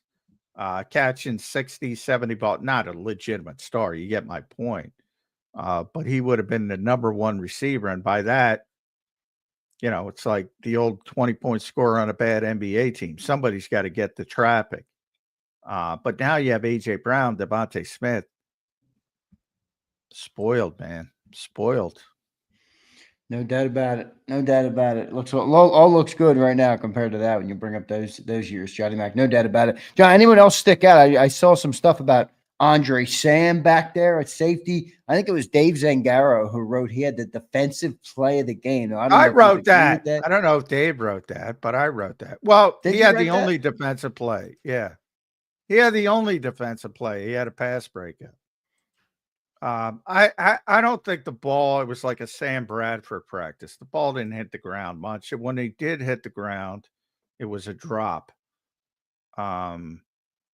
Very few incompletions. Now, again, 7-on-7s for the most part are very tilted towards the offense. So you should be completing a lot of passes.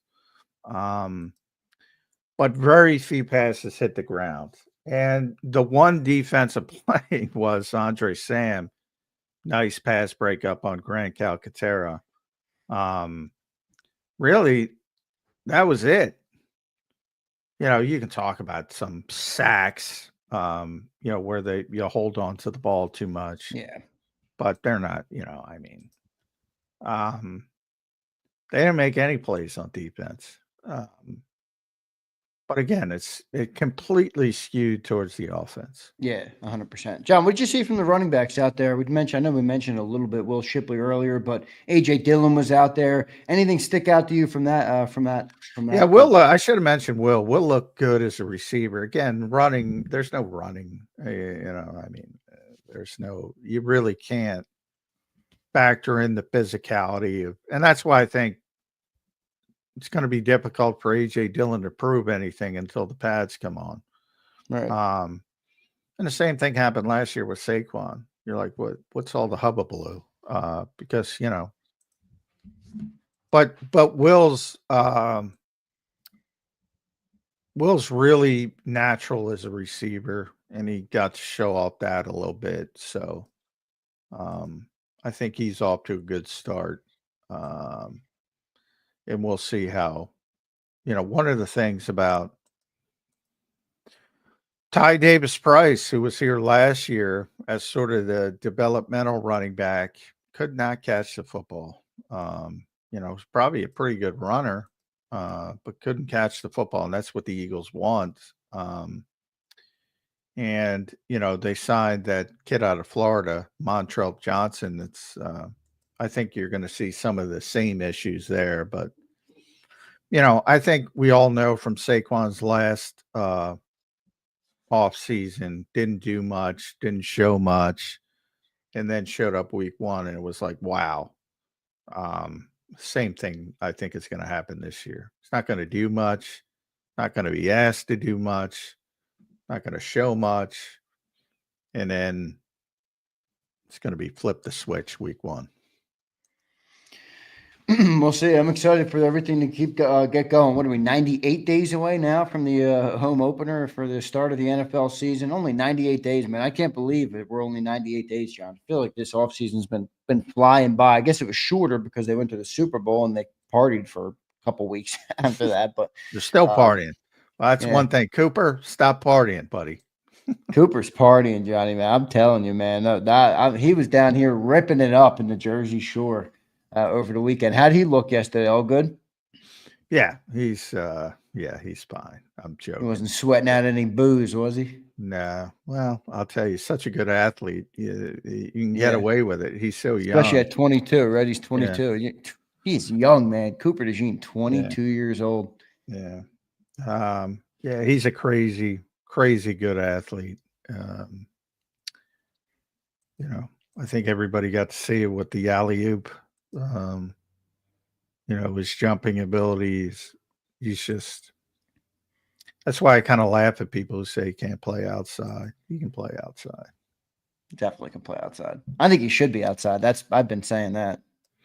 He will be. I don't know when, but he will be. It's just a matter. Any chance it's this year? Yeah. I mean, I know he was out there when they just had two corners, which I think they can buy one more year. But if Kaylee falters, if Adoree falters, and if somebody else proves they're better at the nickel than they are outside, he'll be outside. That's pretty much what it comes down to. Like, what's easier to replace though? Like if you move him outside, then you got to replace the slot. Right now, you're trying to replace the outside. What's harder to replace? Well, it depends on the player. I mean, if they have somebody, the question is not about Cooper. The question is about who's better, Kaylee Ringo or Adoree Jackson outside, or insert name inside. It might be Mac McWilliams. It might be, are they a better nickel than Kaylee Ringo and Adoree Jackson, or it could be Adoree Jackson in the nickel because he can play. But what if they're not, but your overall defense is better because Cooper's on the outside? Well, then you play Cooper on the outside. But if that no way to know that though until you do it. I say it's pretty simple for Vic. So we'll use Mac McWilliams and Kaylee Ringo. Okay. Mac McWilliams is a better nickel corner than Kaylee Ringo is an outside corner. Cooper DeJean will play outside. And the defense will be better because he's better at that position than Kaylee is at that position. So it's about the other guy. It's not about Cooper as much as the other guy. Now, if Slade was here, he'd be playing inside. But now you have to factor in, all right, who's the third guy?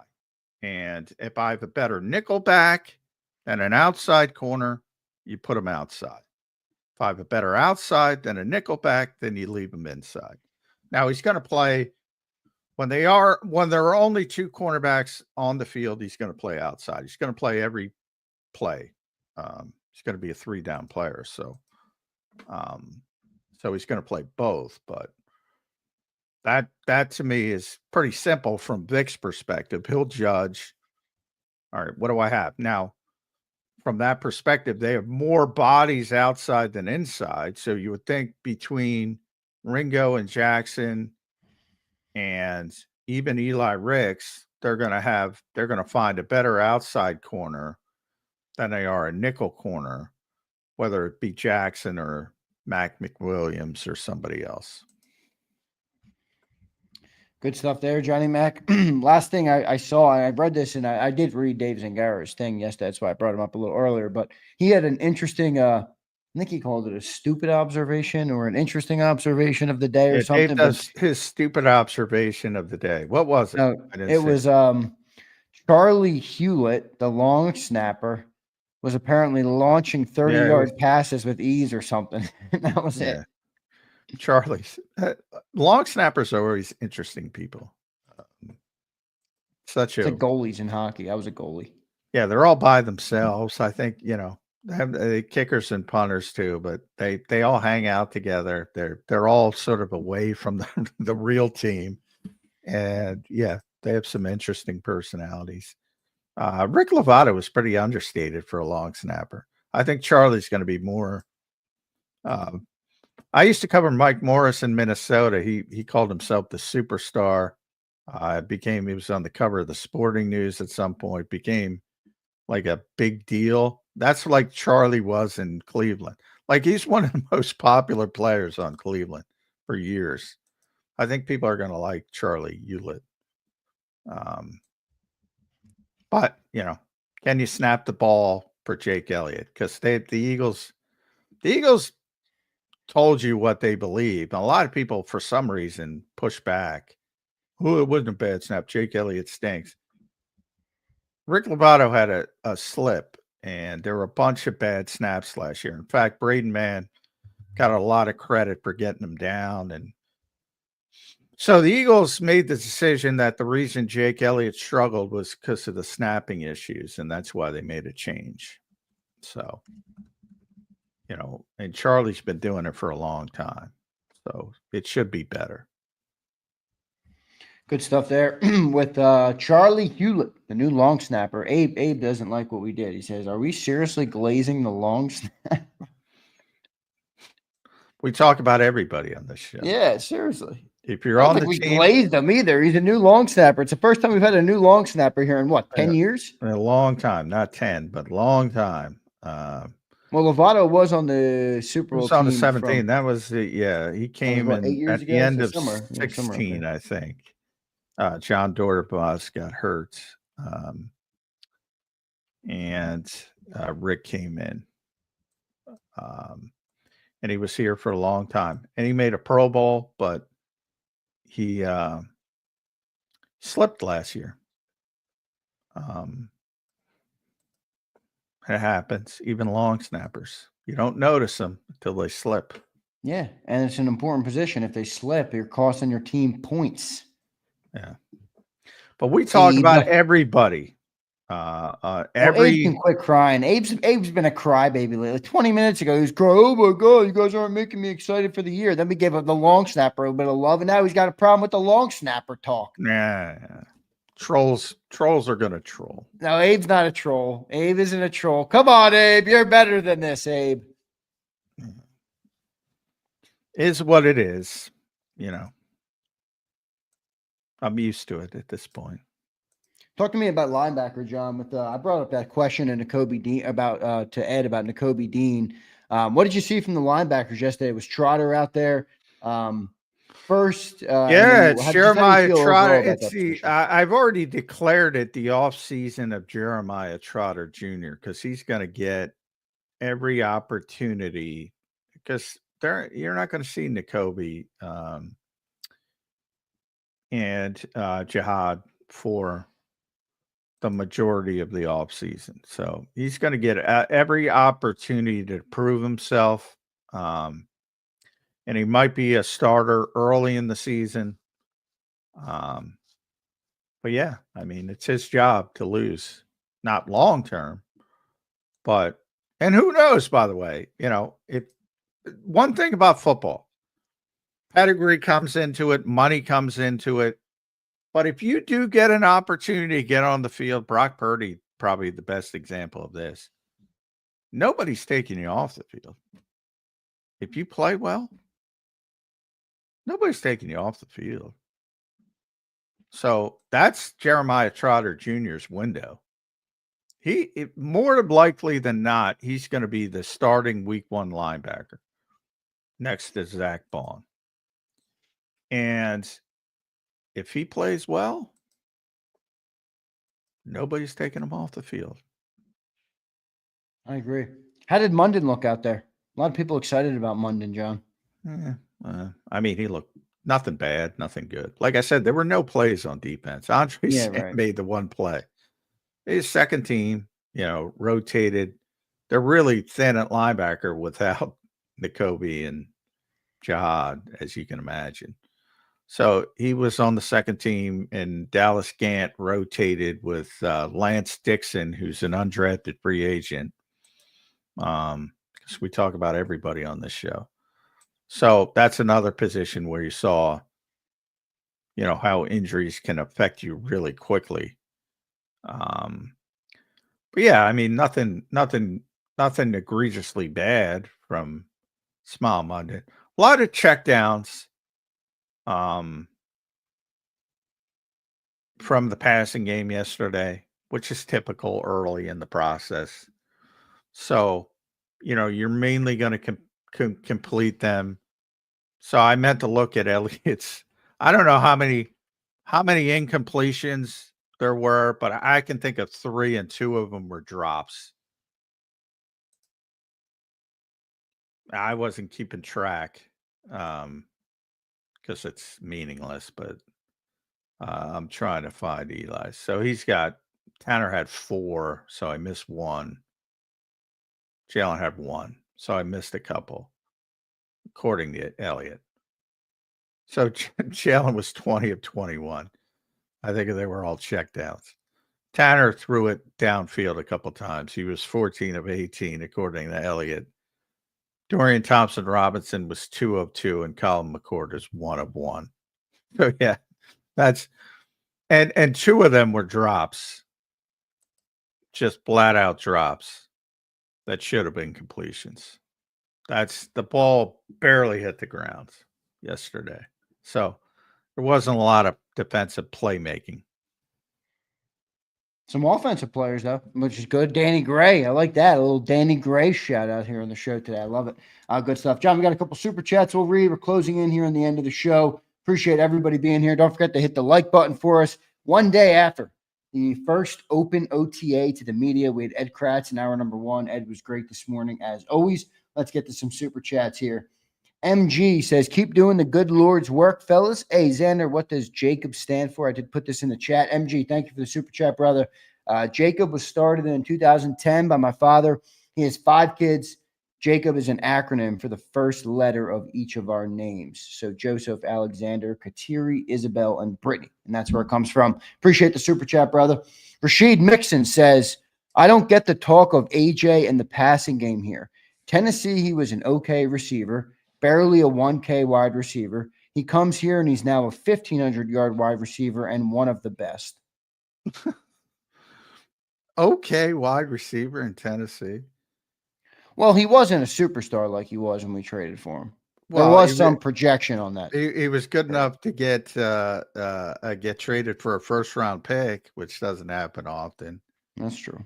No, everybody knew he was a good receiver. Again, he played in a run-first offense with Derrick Henry. He had 1,000 yards as a rookie receiver. He had 1,000 yards in a run-first offense. And he had 869 in his third year when he missed 4 games. So he would have been a 1,000-yard receiver. If he didn't get hurt in that 2021 season, he would have started. He said this is his 6th. He finished his 6th season. He would be a 1,000-yard receiver in all 6 seasons. Because again, if he would have played 16, 17 games in 2021. Yeah, he was very good. Everybody knew he was very good in Tennessee. That's why he got traded for a first-round pick. That's why the Eagles gave him, at the time, a massive extension. That's why Tennessee traded him, because they knew they were going to give him a massive extension. And Mike Vrabel wanted to give him a massive extension, and the GM disagreed with him and lost his job over it. Yeah, incorrect.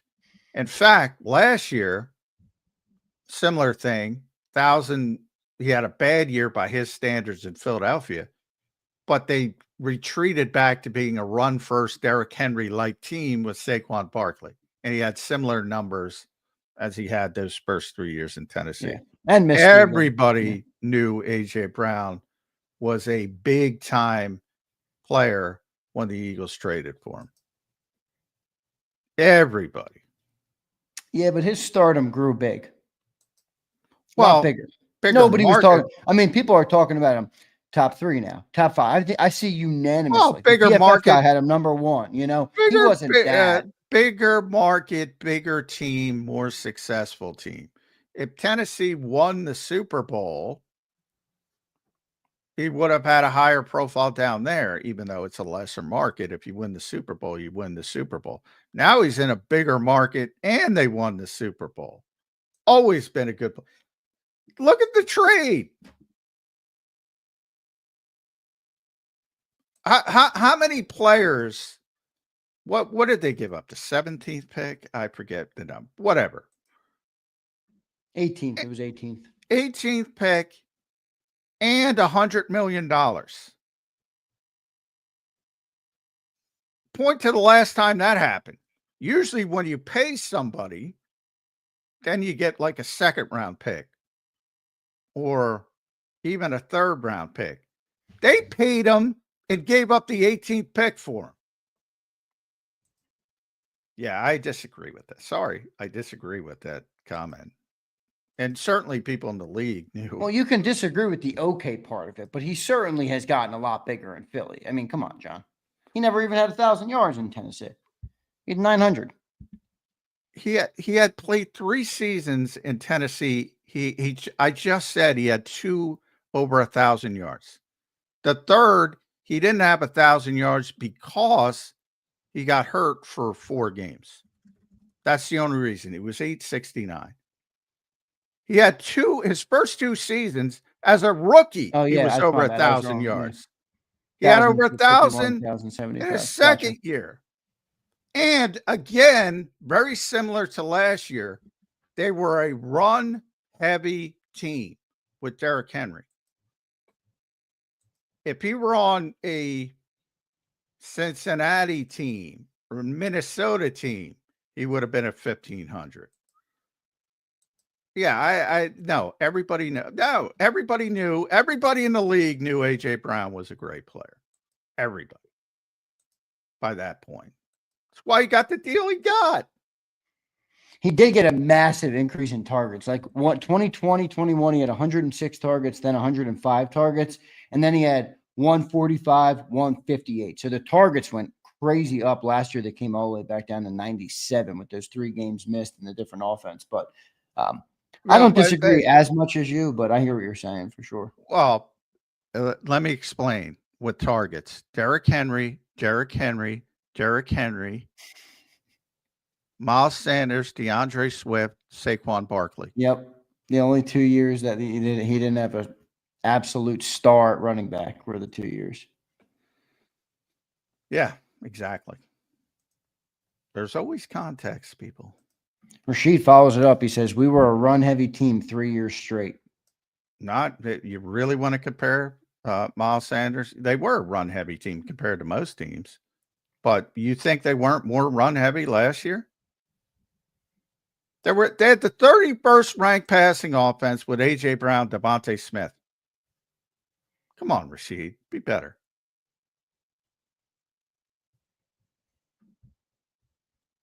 Brian Pumper checks in. Lineup is Mac. Oh, what is this? A Sixers comment? Oh, come on, Pump. Lineup is Maxey, Grimes, VJ, PG, and Hoel got the ball in the nail. Who's the opposing team doubling off of? Real ball knowers know. Ace no matter what. He really wants Ace Bailey, which makes me question whether the Sixers should take Ace Bailey. I'd rather call up Sam Hinkie for advice. No Yeah, offense, me too. Pumper. Yeah. So, I don't even know who VJ is. Who the heck is VJ? One thing I know about the Sixers is they're probably going to make the wrong decision. So there you have it. That's what they do every year. They make the wrong decision. Maxey, Grimes, obviously, PG, Hoel, I know. Who is VJ? Am I missing something? I don't know. There's that. Yeah, there's one player they like. His name's VJ. Supposedly, they like VJ Edgecombe. Oh, in the draft. Yeah. Okay. I thought he was thinking about it. Supposedly, but yeah, they'll screw it up. They always screw it up. Let's see what they end up doing. Pumper will be mad about it either way. Pump, you're in serial misery over there, my friend. All right, Johnny, Mac, a couple minutes left in the show. OTAs yesterday were great. A couple players talked. Obviously, Kevin Patullo talked. What's next on the agenda for the Philadelphia Eagles? I know they're back out there tomorrow for OTA, but that will not be open to the media. Yeah, be kind, close. I'm sure they'll put out a video later in the day on Eagles.com, but that's all the information you'll get on Friday. Then they'll be back. They have 3 OTAs next week, Monday, Tuesday, Thursday, I think. And they have their annual playground build on Wednesday. So we'll most likely be down there on Tuesday. And then you have minicamp on June 10th, which is mandatory. Bryce Huff Day, June 10th. And then off till the summer, off till training camp, when the competition really starts. But yeah, we're back in football mode. No doubt about it. John, one last thing I want to mention to you. 30 out of 32 second rounders in the NFL draft this year have not yet signed their deal. Now, I'm not here sounding the alarm like, oh, they're not going to get the deal done or anything with Makuba, but I do find that interesting league wide. I think those second rounders are obviously fighting for, I guess, more guaranteed money on those deals. Eagles got another, I think they have just 2 players left they haven't signed, Campbell and Makuba. Any update on that? And then just your thoughts on how 30 of 32 second rounders have yet to sign. Yeah, it's just a matter of what happens is every year you're trying to go deeper and deeper to get fully guaranteed rookie contracts. And this year they were able, Jaden Higgins, and I don't know if Carson Schlesinger signed. I don't know who the other one is, but I know Jaden Higgins, who went 34th, got a fully guaranteed deal. And that was the first ever for a second rounder. So that means Carson Schlesinger, who went 33, and again, I don't know if he signed. He's trying to get a full, fully guaranteed deal. That means Nick Amagwari, who went 35, is trying to get a fully guaranteed deal. And until those dominoes fall, Nick would be next. Then it's Quinshawn Judkins. So they're waiting. Everybody's waiting to see what happens. But ultimately, it's going to work itself out. I wouldn't be concerned. I had to talk Jody down off every year. There's a couple guys. There's some other things you can argue about. Usually the timing of signing bonuses, offset money, usually with second round picks. There are little pockets of the draft, second round, beginning of the 4th round as well. Little pockets of the draft where people argue over offset money because you might get cut. First round picks, not that big of a deal. Occasionally, you'll see a Lewis Cine type who will get cut, but very rarely are you working out those first 4 years because teams don't want to admit mistakes and blah, blah, blah. It just doesn't come up that often. But it can come up with second round picks. So, and then the second part with some of the cheaper teams like Cincinnati, they're always trying to push off, deferred money. Oh, we'll give you this, but you got to take some of it in June or July or into the season. So they argue about things like that, but everybody's going to get signed. There are no more real holdouts. So you don't have to worry about it with the Eagles. That's for damn sure. But second rounders are going to wait to see it clear up. And there's no way that Andrew Makuba, 64, is going to get a fully guaranteed deal. It's not going to go down that far. So when it clarifies, it'll get done. Johnny Mac, good stuff, man. Your final thoughts on this post OTA edition of Birds 365? I think we went through it all. I think we just hit about every major point that happened on the field, and it's good to be talking about on the field stuff. We just talked about some off the field stuff, but it seems like we've been talking exclusively about off the field stuff, and we finally got to talk about depth charts and competitions and things like that. That's a good thing. Yep, no doubt about it. Johnny Mac, great stuff, brother. We'll be back here for a Football Friday edition of the show tomorrow. A short week this week with no Monday show for Memorial Day. We'll wrap it up tomorrow, wrap up the week on Birds 365. Johnny Mac, great show, man. We'll talk to you tomorrow, man. All right, thanks all. All right, thanks, Johnny Mac. There's Johnny Mac, John McMullen, the #1 Eagles beat reporter in town. Give him a follow at JF McMullen over on the X platform. Great show today. Great stuff from Ed Kracz as well. I thought we had a great opening hour here, breaking down the OTAs and what went on yesterday down at practice. I love football being back. At least I'm back on the field. I know sometimes, the beat reporters kind of get a kick out. Oh, it's not that big of a deal. We can't make any can't get any takeaways from any of that. I don't agree. It's just good to see the team back out in the field. Good to see the players. Good to see how the position battles are shaping up and some of those different things. So that's all underway, and that's a good thing. It's a good thing for the Birds, and a lot of good questions, a lot of good lot of good things to talk about as we move into next year with obviously a lot of the defense being turned over and everything like that. So super exciting time for the Birds, but a lot of optimism. At least I feel still a lot of optimism. I know you guys do as well, even if Johnny Mac tries to stop our optimism.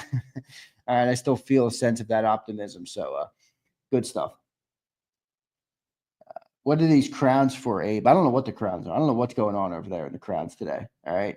Zander blocked my JMac praise. Did I miss your super? Is that what happened? I did. I'm sorry, brother. $2 in Canadian. Can someone tell me what that is in American dollars? Two Canadian dollars. Here's your flowers, John. On point today. John gets given enough flowers, Brandon. I'm not upset that I missed it. All right. I'm sorry, brother. Abe is today's king. I like it. Good stuff, Abe. 2 cents. 2 cents. That's funny. All right. Where are all my people? Where's Flexing and Stepping? Flex, are you out here? Flex, are you out here? Look at all you nerds. You just said back in my day. Yeah, back in my day. Yes. You're watching me. It ain't your show. All right? Look at Twiz. Back in my day, what the F's? Shut up, Twiz. Go out and garden or something, or rein the moose in or whatever you manage out on your farm. Twizzler. I mean, these dudes try to tell me that Shea Gilgeous-Alexander and Tyrese Halliburton are the same level of star as Kevin Durant and LeBron James back in that era of basketball. Are you kidding me? 2010 to 2016 was some of the best NBA basketball I've ever watched. I didn't miss a game. And now I got nerds telling me that Shea Gilgeous and Tyrese Halliburton and Anthony Edwards, who was a shrinking violet in the conference finals. Are you kidding me? These are not the same level of stars today in the NBA. I mean, you got to be kidding me. Yeah. Prince, we get OKC and who? Who are they going to play? The Knicks or the Pacers? And Tyrese Halliburton. That'll bring the ratings. That'll bring the ratings. Oh, my gosh. D. Hughes, Shea's a carbon copy of Kobe Bryant. No, he's not. No, he's not. No, he is not. Bro, don't know ball. Shut up, D. Hughes. You must be a Thunder fan. You must be a Thunder fan. What's your thoughts on the Diggs situation? Philly Dom, what's up, brother? Hope you're doing well. Diggs, that was a weird video. I don't want to like, make any allegations, but that was weird. There's no doubt something was going on there. Something funny was going on there. D. Hughes says, Xander, where do I get my membership back? I don't know. You're not allowed to have it back after those basketball takes, D. Hughes. No, I'm just kidding. I think you can go to the channel and just click re-up membership or whatever it is. I'm not sure where it is. Join, I think. Pink Coke. Keith, you ever seen Breaking Bad?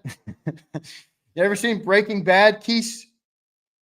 Now, I'm not saying I have any experience with pink, whatever Stephon Diggs was holding, but I don't know, man. I don't know. Pink, blue, green, who knows, brother? Who knows what they got going on? Hoes and drugs in Miami. What's new? Yeah, you're right, Prince. All right. You are right about that. Rashid says, bro's not even close to Kobe. He's not even in the same conversation. It's not even Rashid. I can't even, my brain doesn't even link the two. It's not even, they can't be in the same conversation. He's just kind of boring to watch. Like, I respect what he's done. He's putting up a lot of points and everything. He's, carrying that Thunder team, but it certainly is not drawing me in like the stars of that year. Dank Bird Gang checks in. What's up, Dank? One thing that gives me optimism is a good amount of players who aren't satisfied after winning the Super Bowl. I agree with that. Dank. Dank, do you agree that there, and I'm not saying there is, but that there could be a negative to that, Dank, just in the sense of you work so hard to get there. When you haven't gotten there, you lock in, you focus, you kind of do everything to get back. And I'm not saying they won't do that now, but if you don't feel satisfied by the Super Bowl and you're just like in a lull or whatever's going on, in the workings of your routine at the right time, maybe you don't feel that fire to get back.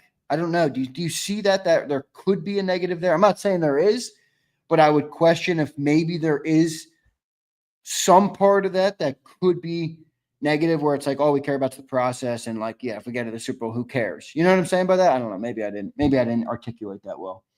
All right. It's a different game. Keith, I can't watch it. I struggle with it, Keith. I won't lie, man. I do not like the way the game is played today. I don't like the way the game is played today. I think that's bigger than me chirping at the stars. You know, I don't like the way I grew up. My dad was 5'11", 5'10". He played basketball his whole life. That was his sport. He was a center at 5'10". Now, we didn't play any like college or anything, but so when I was a kid and we would go out in the driveway and shoot hoops, which we did a lot of, it was get down on the block, take the ball and throw 1,000 shots like this with your right hand, with your left hand, box out, get to the hole, do different things like play fundamental hoops. They don't do that today. Like, I don't see any of that. You know, Jason says you can thank Steph Curry. And here's what I would say, Jason. Steph was too good, bro. Like, I'm not mad at Steph Curry. He was one of the funnest players in the world to watch. I'll never forget that one Steph shot. I think it was on the Thunder. D. Hughes, you could help me out with this. I think it was on the Thunder when KD was still on the Thunder, and Steph steps over half court and just launches a triple at the end of the game. Anybody remember that game? Yeah, no mega stars right now. Absolutely. Steph's fun. Exactly, Keith. That's why it's just not the same, man. But the point of Steph breaking the NBA is that he revolutionized the three-pointer, and nobody can shoot the ball like Steph Curry. Nobody can shoot the ball like, the famous bang. There you go. From Mike Breen. Boom. There you go. They have a timeout, decide not to use it. Bang. Yes, that was it. Good pull, D. Hughes. Well done. Andrew Hernandez as well. Good job, man. But, yeah, I don't know. You know, sometimes the NBA makes me upset because when I was growing up, I absolutely loved the NBA. Like, I brought up those years, and you nerds, you know, I got like 80-year-old nerds in the chat. Oh, that's not back in my day if you don't go back to, you know, Larry Bird. Shut up, nerds. Shut up, nerds. 2010 to 2018 was a great era of basketball. Maybe like 16. Let's see. When did LeBron leave Miami? 14? 13? I'm not sure when LeBron left Miami. But, you know, you can call him LeBum all you want. LeBron in Miami was an absolute machine. He was a machine in those years. I mean, that was, if he still played like that, I would understand more of the, you know, better than Jordan stuff. But he hasn't been that forever. He kind of leveled out, and it's a different game now. He plays the game differently.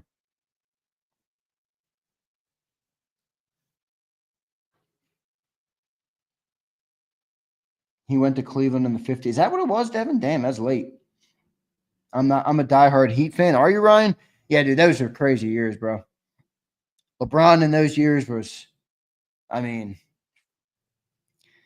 that was something special. The way he played the game was just ridiculous. Now, he did have some help, but obviously you need help. That's part of sports. But you know, I'm sorry, I'm just not buying the Tyrese Halliburton.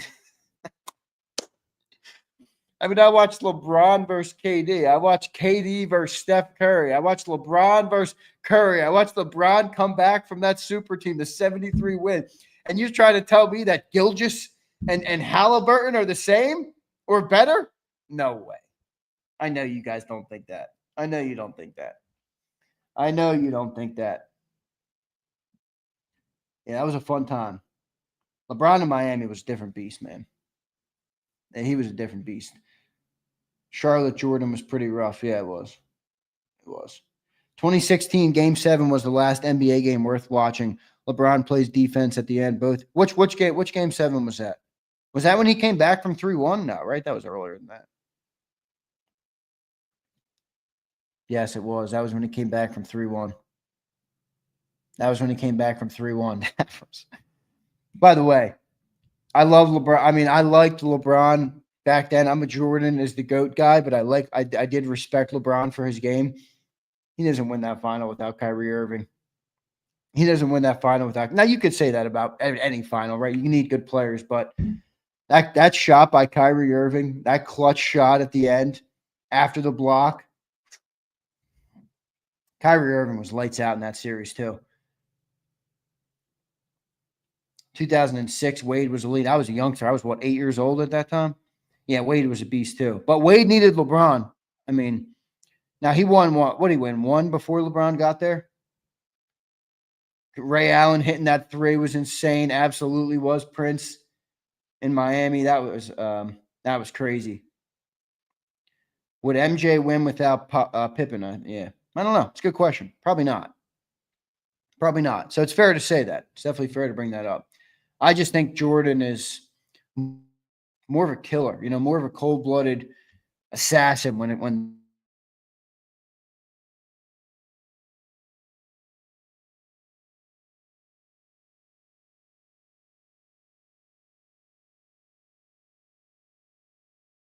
roast some of you nerds. Brian Pumper's telling me Tyrese Halliburton is the KD of today. No, he's not. KD before he went to the Warriors, that was one of the best basketball to watch of all time.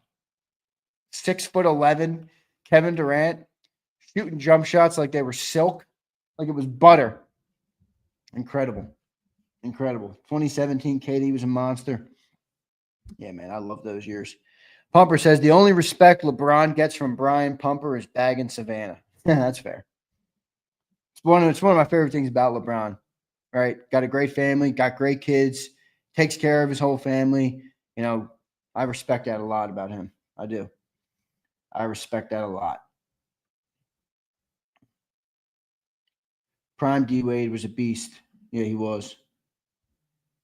Howie getting the Zander. What do you mean, Abe? Elaborate, Abe, before you make accusations. Elaborate, Abe. Oh, so speaking of nerds, where's Flexen? Is he in here? Not that he's the nerd, but I'm going to use him as an example.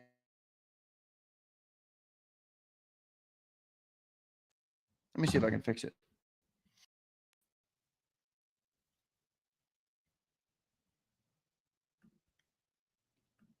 Let me see here.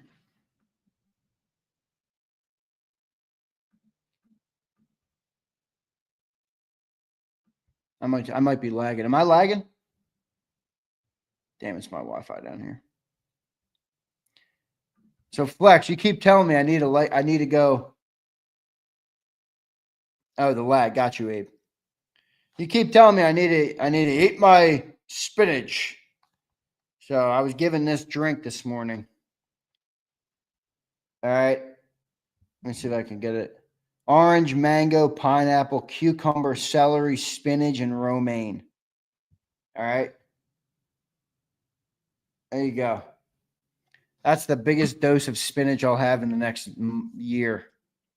All right. There you go.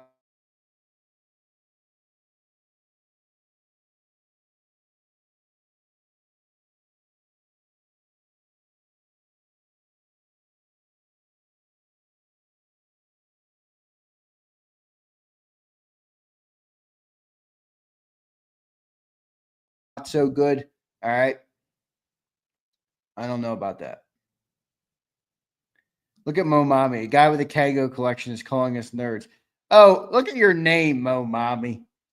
Shut up. Shut up. All right, I got to run. I appreciate all of you guys. Good conversation today. Great segment. Great talk on basketball here at the end of the show. I appreciate all you guys checking in. Hit the like button. OTAs, we're good. All right. I appreciate all of you guys for being here. We'll be back tomorrow on a Football Friday edition of Birds 365. So see you next time, everybody.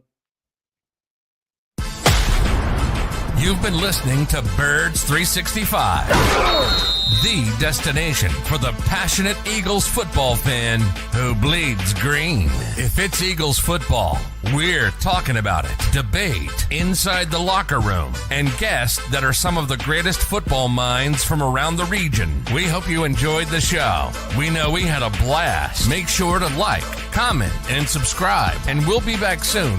But in the meantime, hook up with us on social media at JAKIB Sports. See you next time on Birds 365.